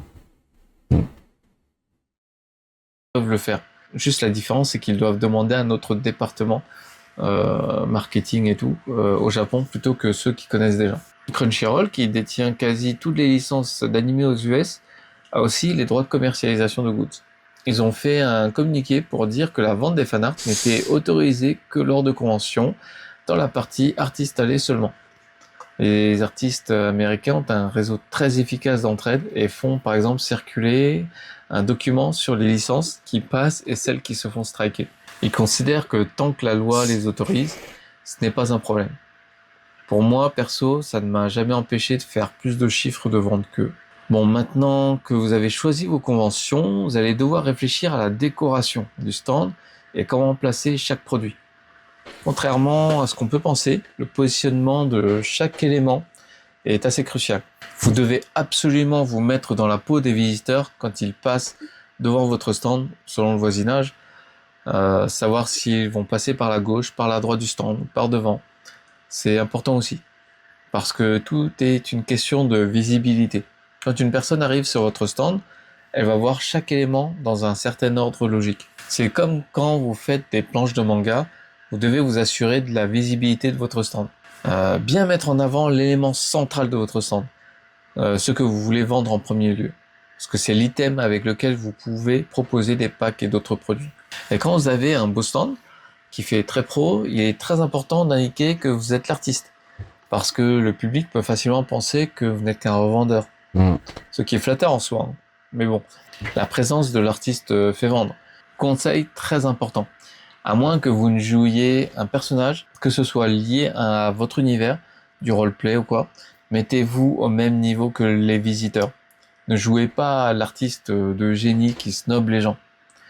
Ça, j'en ai déjà vu. Hein. On va Voilà, carrément moi, J'ai besoin snobber les d'avoir confiance en vous pour dépenser jamais de de la vie je l'argent fais sur ça. votre stand. Jamais de la vie. Laissez Ah mon gars, jamais. Non, ça manque de respect total. Ouais, vous avez pas le même niveau que nous. Ah non, non, non, non, non. Ah pitié, tout, mais pas ça. Hein. Tout, Ah, mais mon pas gars, un super boycott d'une manière. ça. De ouf, de ouf, de ouf. On sait à perte, hein. Oh la vache. De toute façon, je sais pas faire ça non plus. Ouais. Je sais pas l'intérêt d'aller se montrer plus, péter plus que les gens, à quoi ça sert. Entièrement d'accord. le temps aux gens de regarder votre stand. Analysez son comportement. Si la personne regarde votre stand, continue de marcher mais ne s'arrête pas, ça va être compliqué de l'arrêter. Vous pouvez toujours essayer, hein, mais généralement la personne a déjà pris sa décision sur le moment. Je viens, je le Elle plaque. peut toujours revenir, ça n'en empêche pas. Normalement, quand une personne débarque, un simple bonjour suffit pour l'accueil. Pas besoin de sortir directement votre discours commercial. Laissez-vous guider par eux. Suivez leur regard. La majeure partie du temps, ils vont s'arrêter sur votre manga original et se demander ce que c'est, parce qu'ils ne connaissent pas. Et c'est là que vous intervenez.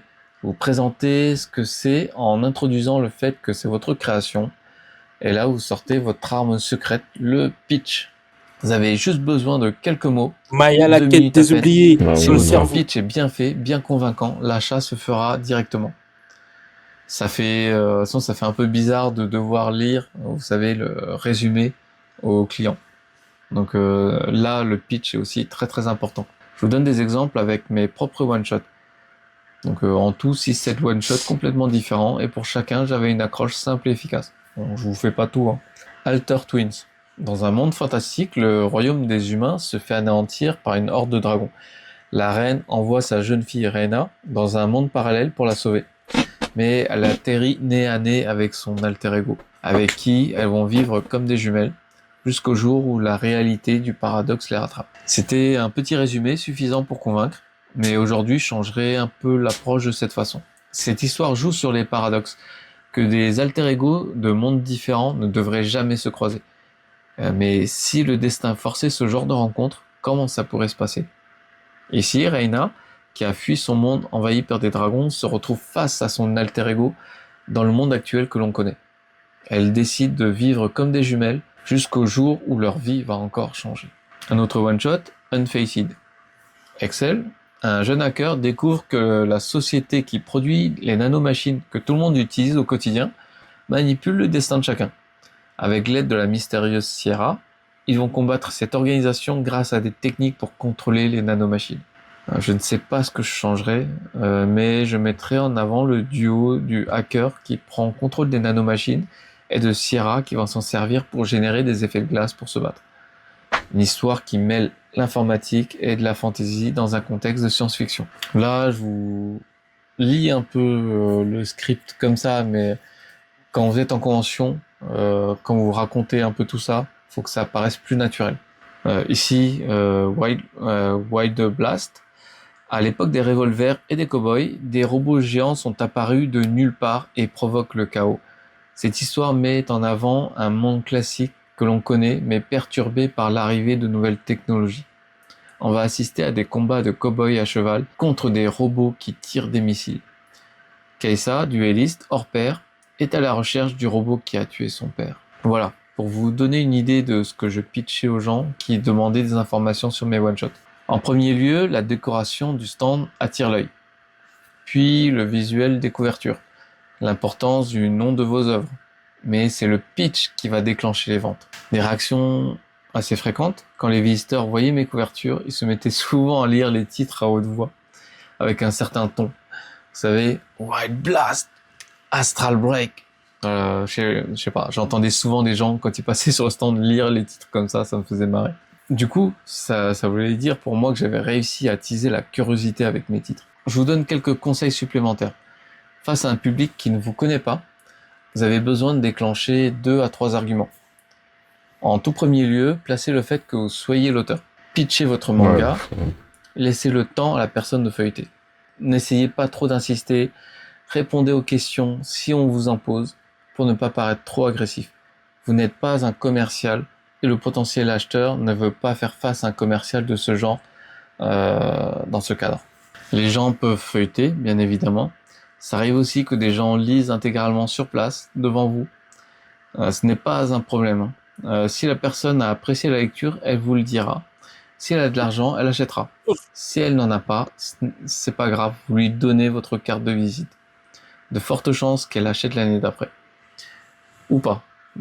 Mais vous aurez gagné un fan de plus. Surtout, sur votre stand, ne mettez rien qui attire trop l'attention et qui ne soit pas en rapport avec vos projets. Vous n'avez pas idée à quel point c'est contre-productif. Ça attire l'œil des visiteurs, c'est une chose, mais il faut savoir que ça les conditionne et les focalise sur cet élément. C'est moi. Nah. Putain, ça c'est vraiment mon problème, moi, en ce moment. T'es fan art. Ouais, c'est ça. Mon gars, faut que j'arrête. Mon gars, faut que j'arrête. Faut que t'arrêtes. En vrai, ça, c'est vrai. Hein. T'es plus de trucs exclusifs à toi. Ouais, bien sûr. Non, ça, faut que j'arrête. Là, je suis en plein dedans, il a tellement raison, bro, il regarde que ça. En fait,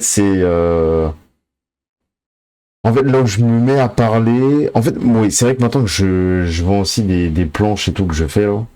Et c'est là où ils se disent, attends, c'est toi qui fais ça, et là, vas-y, je commence à leur parler de ça. Mais c'est vrai que j'ai trop de fanart, j'ai trop de ça. Et c'est vrai qu'ils regardent que ça, hein. Ils regardent vraiment que ça. Au point que ça éclipse tout ce qui Vas-y, pas de problème, Wonder Woman. Je vous donne un exemple concret. Vous dessinez sur votre stand. Des visiteurs viennent, et vous regardez dessiner. Vous vous dites, cool, s'ils aiment ce que je dessine, ils vont acheter quelque chose. Vous vous doutez bien que si je vous dis ça, c'est que ce n'est pas le cas. Ouais, bien sûr. Vous faites une pause pour présenter ce que vous vendez, et là vous prenez des « non merci, ça va ». J'avais expérimenté ça en 2013. J'étais allé à Polymanga. Le stand y est gratuit, mais sous condition. Cette année-là, il fallait dessiner sur une toile d'1 mètre sur 1 mètre. Moi, je suis un artiste qui n'a aucune affinité avec la peinture, l'aquarelle et tout ça. Je partais vraiment avec un gros handicap.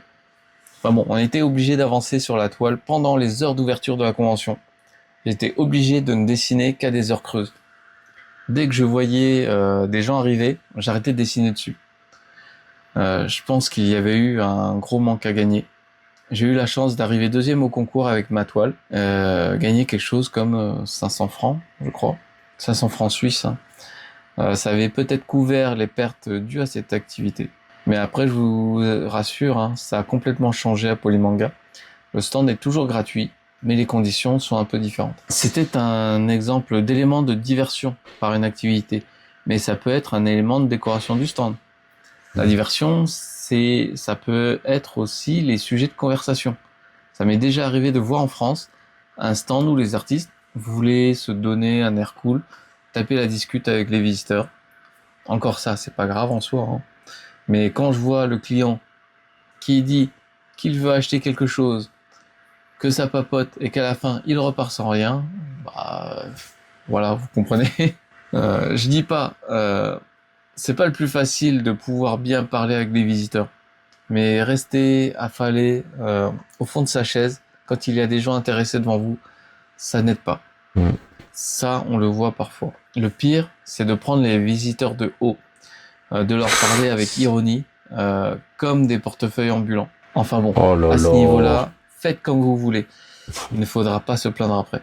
Un autre sujet, les stamp rallies. C'est quand des stands s'associent pour proposer des rallyes tampons, comme certains le disent en France. Vous avez une carte, vous Relevé. avez un tampon en passant sur chacun des stands participants. Une fois la carte remplie, vous obtenez un cadeau. Le but, c'est de faire déplacer les visiteurs sur chacun des stands partenaires avec vous. C'est très à la mode aux US ces dernières années. Les retours, par contre, sont vraiment très mitigés. On reste sur le même principe. Les gens ne se focalisent que sur une chose, puis s'en vont. Ou sinon, si vous le faites, mettez une condition d'achat. Là, ça fera le tri avec ceux qui s'intéressent vraiment aux artistes. Contrairement à ceux qui ne cherchent que des freebies, comme diraient les Américains. Ne faites pas comme les haters, ce n'est pas parce que ça a l'air de marcher que ça marche. Autre conseil, vite fait, n'utilisez pas de caisse pour mettre l'argent gagné. Il faut que l'argent soit sur vous. Les histoires en France de vol de caisse, ça arrive assez souvent, même aux US. Utilisez quelque chose comme un sac banane, une sacoche légère, qui reste toujours accroché à vous. Il y a aussi des gens qui essayent de vous embrouiller sur tout ce qui est rendu de monnaie. Il y a des faux billets qui circulent. Le sujet des dédicaces, j'ai mentionné plus tôt, en pleine convention, s'il y a du monde, c'est compliqué. Pour moi, le temps que vous passez à dédicacer, c'est du temps que vous perdez à ne pas vendre. Ça vous empêche aussi de parler de vos projets. Enfin, ce n'est pas tant une erreur grave, juste qu'au bout d'un moment, selon votre volume de vente, vous ne pourrez plus du tout le faire. Pour tout ce qui est commission, durant la convention, même combat. Si vous avez un manga à promouvoir, concentrez-vous dessus. Petite anecdote qui a été racontée dans une vidéo de la chaîne Pain sur la planche, avec l'interview de l'artiste Romain Huet, l'une des rares personnes à avoir parlé de moi. Alors, déjà, un grand merci. La vidéo dure 1h40, mais il en parle assez brièvement à 1h05 à peu près de la vidéo. Je vous mets la vidéo en description. Je l'avais rencontré à la convention Polymanga en Suisse. Il avait son manga auto-publié sur son stand, mais ce qui était mis en avant, c'était une commission de portrait manga à 15 francs suisses. Comme je le disais, quand on dessine sur le stand, on ne peut pas vendre. Faites un calcul entre votre temps pour faire votre dessin, le prix et le nombre d'heures dans la journée. Ça vous donne grosso modo votre gain max pour la journée. Ce type de commission, ça fait de l'ombre à vos propres projets. Ce Romain Huet, je l'avais aidé à ce sujet-là, à recentrer son activité sur la promotion de ses mangas. En fin de journée, il a gagné 3-4 fois plus que la veille, tout en vendant ses œuvres et en se débarrassant des portraits mangas. Sur cette vidéo, il raconte son parcours en école d'art, puis comment il s'est lancé dans l'auto-édition, pour finir en maison d'édition indé. Tout ça pour vous dire. Je vais revenir dessus, mais les portraits manga, c'est un fléau. Pour ça. Les portraits manga, c'est un fléau, les gars. La vie, c'est pour ça que je vais tout faire pour être hésité. Je veux pas me coltiner ce boulot-là. Non, et force à ceux qui font de l'auto-édition. On n'est pas ensemble. Ah, mon gars. Ah, mon gars. Après, t'es pas obligé de proposer après, ça. Hein. Après, si je me fais autoditer, et mes conventions, elles vont pas me voir souvent. En plus, Ryan, t'as raté un truc au tout début. Genre, il avait dit quoi? Il avait dit que, en gros, il faisait des one-shots, t'as vu, qu'il mettait en vente et tout. Mais à ses débuts, genre, il avait il faisait des dossiers qu'il présentait à des tantos japonais et tout. Et même à des maisons d'édition. Et c'est seulement quand, genre, il a dit que ces one-shots et tout, ça lui rapporterait plus que s'il était édité qui s'est dit bon bah vas-y en vrai, je me mets à fond dans l'édition. Genre en vrai, Hmm. moi je me en fait genre Ouais, ça peut. Euh, c'est sûr, ça est mieux, du moins des sur petits one certains points de vue. genre des petits one shot par-ci par-là, tu as vu à côté tu fais des dossiers en des Oula, t'as bu, Ouais, il a bu c'est des. censure. ah vous m'entendez? Ouais, vas-y, Voilà, vas-y. vous m'entendez? Ouais, ouais. Désolé les gars, je suis sensible. Mais du coup, comme je le disais, genre des petits one shot par-ci par-là en attendant d'être édité, genre c'est mieux que par exemple genre, être que focus sur un dossier, un dossier, un dossier. Parce que, au moins là il fait des trucs, c'est trop stylé. Ouais, non, moi je vais travailler, je vais avoir un petit job à côté, hein. Parce que, Ouais. en fait, le truc c'est que l'auto-édition, je sais qu'aujourd'hui, en tout cas en ce qui me concerne, c'est pas un truc que j'arriverai à gérer. Ouais, Ça, c'est Pas pas, ouais, encore ou tu penses de ma. tu pourras juste Hein? pas? Pas encore dans Peut-être plus, genre aujourd'hui ou peut-être plus tard. Ouais, ouais. non, peut-être plus tard, encore avec plus d'expérience, mais aujourd'hui, en ce qui me concerne, moi, ma personne que je suis aujourd'hui, l'auto-édition, c'est pas un truc que je pourrais gérer, tu vois. Ouais. J'essaye d'être en accord avec moi-même aujourd'hui, Hmm. genre comprendre qui je suis, et je sais que ça, c'est un truc que je pourrais pas gérer pour l'instant. Trop de paperasse, déjà que simplement les paperasses que je dois faire que pour moi, j'ai du mal à gérer, donc imagine l'auto-édition, frère. Waouh. Ah ouais, tu m'étonnes. Dans ce cas-là, faut moi je suis comme toi mon gars. Moi dans ce cas-là, moi, je compte beaucoup sur, mon assistant personnel.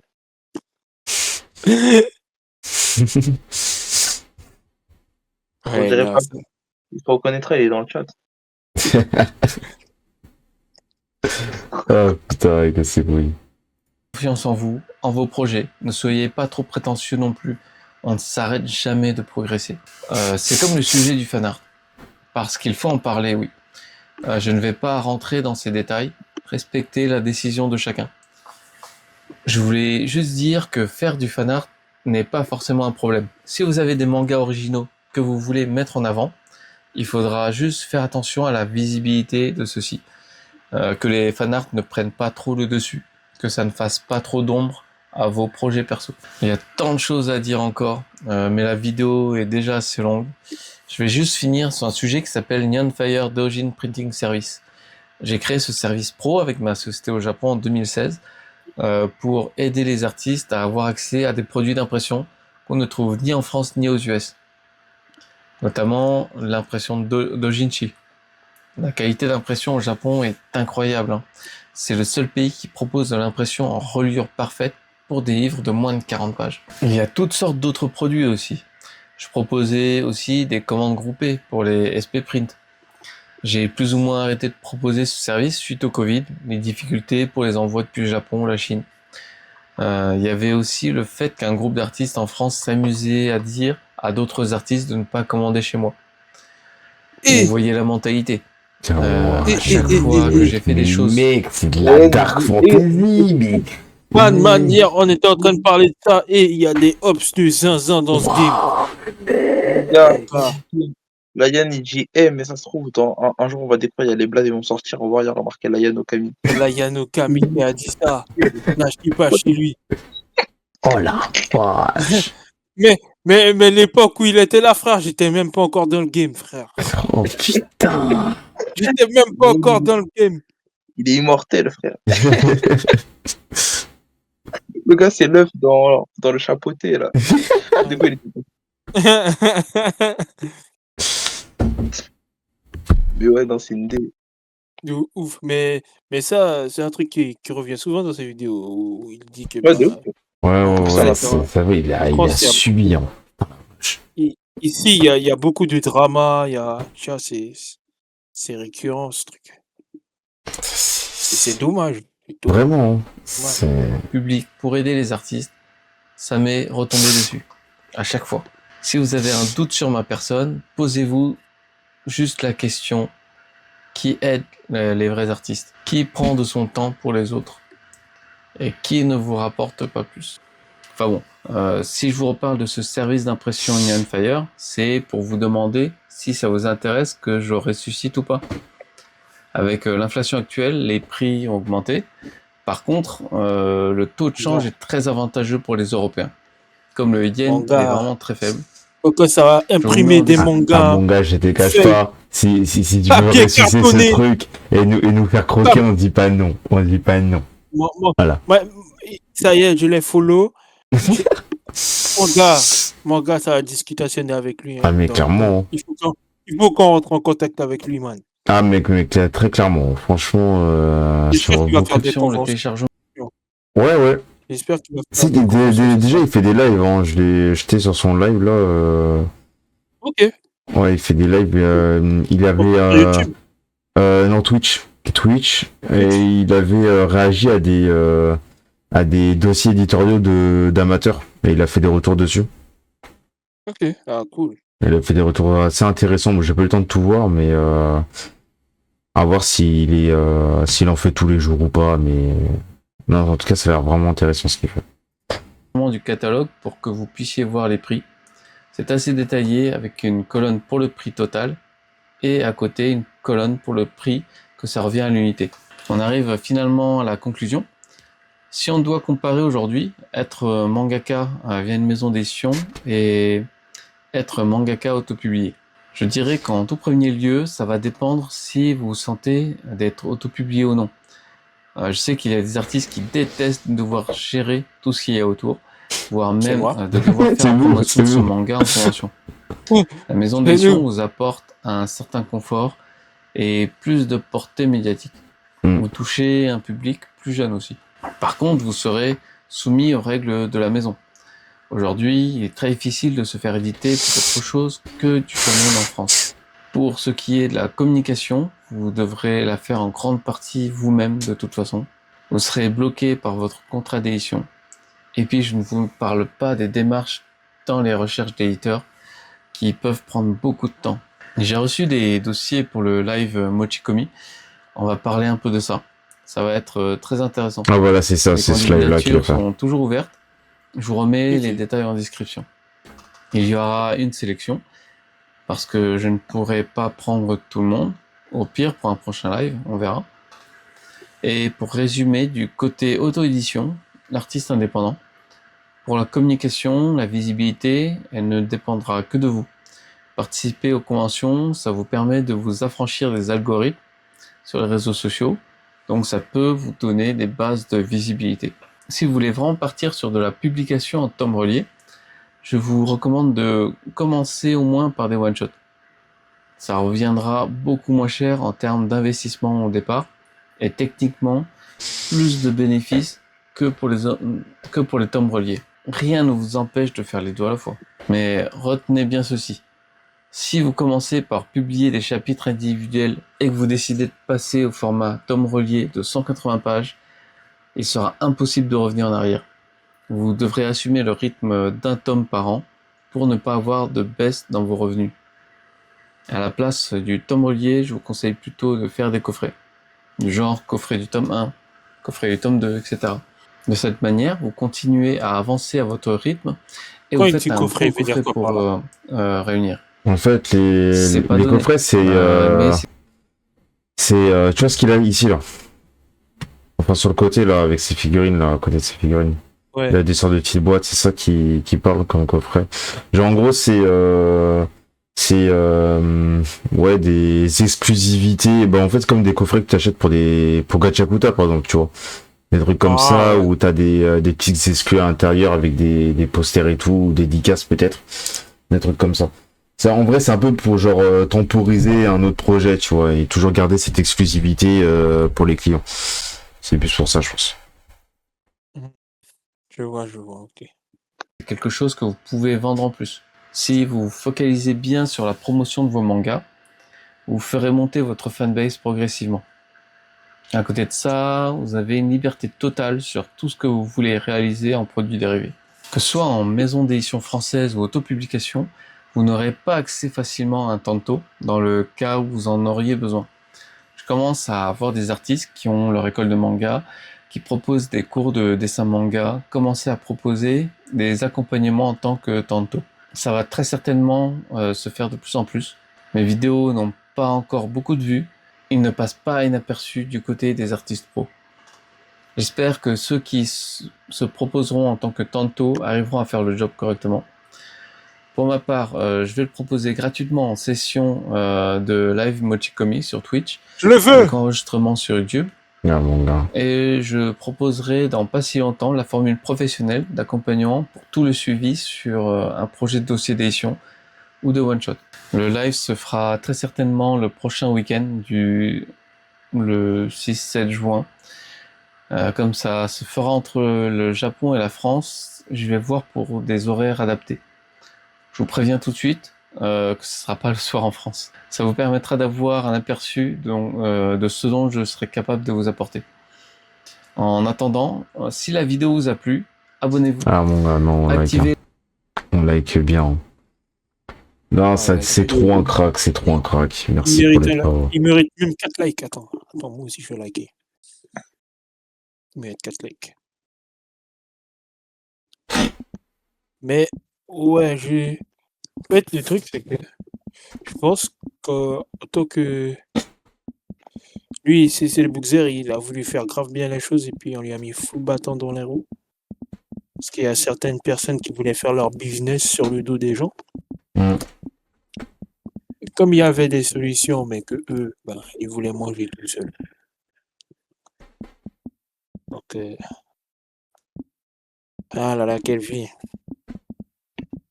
Ouais, clairement, quelle vie, hein. Des trucs qui Ah rendent bah, c'est une dinguerie. La sphère. Mon gars ici, là, waouh. En tout cas, les délires de comment dire, one shot et tout là, c'est dingue. Ça- Mais après, on peut trouver une organisation, c'est ça le problème. Genre, Hein? quand t'es un gars pas organisé, genre, faire des one shot plus des dossiers éditoriaux, tu vas vite Mon te gars, quand t'es pas organisé, tu peux rien faire. faire. C'est ça. C'est ça. Le manque d'organisation, c'est chaud. En fait, Si tu tapes à côté, encore. c'est chaud. Mais ouais. Je pense que dans la semaine, tu dois te consacrer. Tu te dis, tiens, cette semaine, je vais me consacrer exclusivement à mon dossier. La semaine d'après, à. Ou les jours, tu vois, en fonction des jours. Tu te dis, bon, cette semaine, c'est le dossier. L'autre semaine, c'est mon one-shot. T'alternes. Ouais. Finalement, tu arrives petit à petit. Et puis, ça te permet de te rafraîchir un peu aussi, parce que faire uniquement que le dossier d'édition ou que le one-shot, ça peut être vite étouffant, tu vois. Faire que ça. Ouais. Alors, en tout cas, on prend plus chaque. C'est bon, c'est bon, c'est bon. C'est bon à savoir. Ça, c'est des trucs que je me dis au fur et à mesure, ça va rentrer. Ça va se faire de toute façon, c'est juste que pour l'instant, en vrai, quand on regarde dans la sphère, on est plutôt jeune, hein. La plupart des gars qui ont été signés ici, ils ont plus de 30 ans, frère. Moi, je Ou vais ceux être, qui je vais être comme Hein Mozart. Moi, je vais être comme Mozart. C'est trop tard, frère, c'est trop tard. C'est trop tard, frère. Mozart, il a commencé encore plus jeune que tu ne l'es là. Ah, des baisers. Mais lui aussi, frère, laisse tomber. Putain. C'était quoi déjà son prénom? C'est Wolfgang Amadeus Mozart. C'est une dinguerie. Zoba, elle parlait de l'auto-édition et de son expérience en convention, la vidéo. Je mettrai la rediff sur YouTube dans tous les cas. Eh mais Zoba, ça dit quoi? Ça dit quoi? Je sais pas. T'as pas dû voir mon message. Ça se capte con là. Ça se capte con.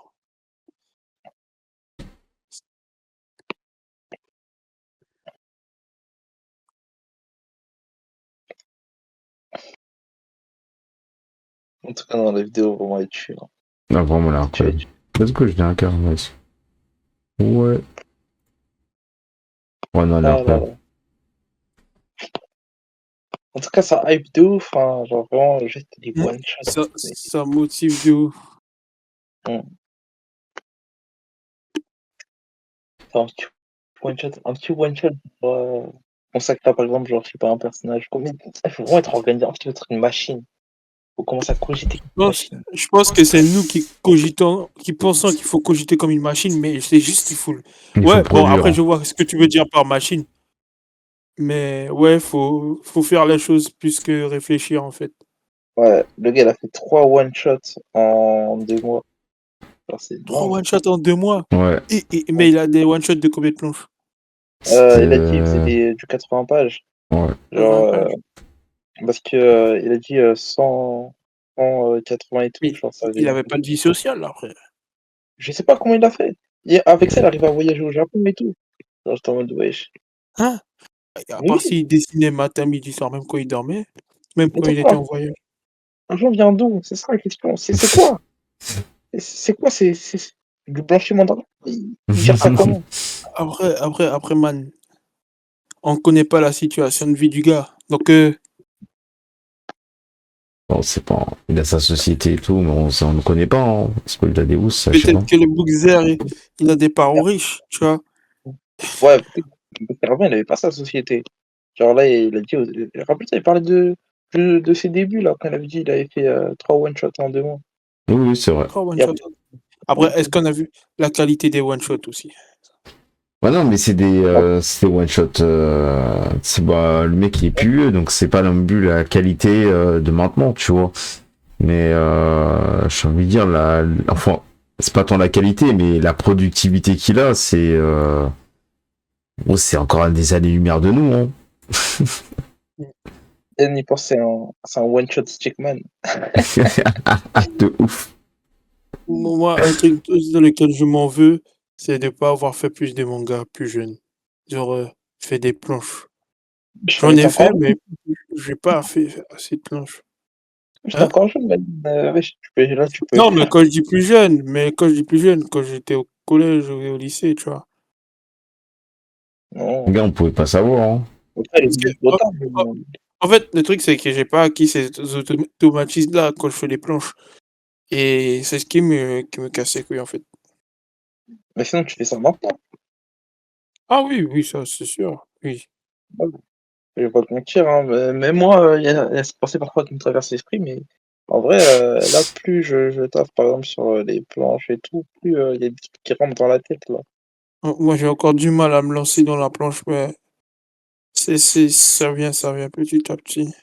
Enfin, de toute façon, tu sentiras quand tu auras l'esprit pour commencer à taffer dedans sérieusement et tout. Bon, vas-y, Peut-être les il gars. faut que je fasse des Je vais bêtes, vous en fait. laisser. Moi, je dois bosser en plus. Il est déjà 1h40. Vas-y. Je vais tellement prendre cher Vas-y. demain. Oh la vache. Bon, gars, là, je suis dans la merde. Je pensais pas que ça allait durer si longtemps. Mais bon, c'est pas grave. Allez, Vas-y, salut les gars. Salut. Bon,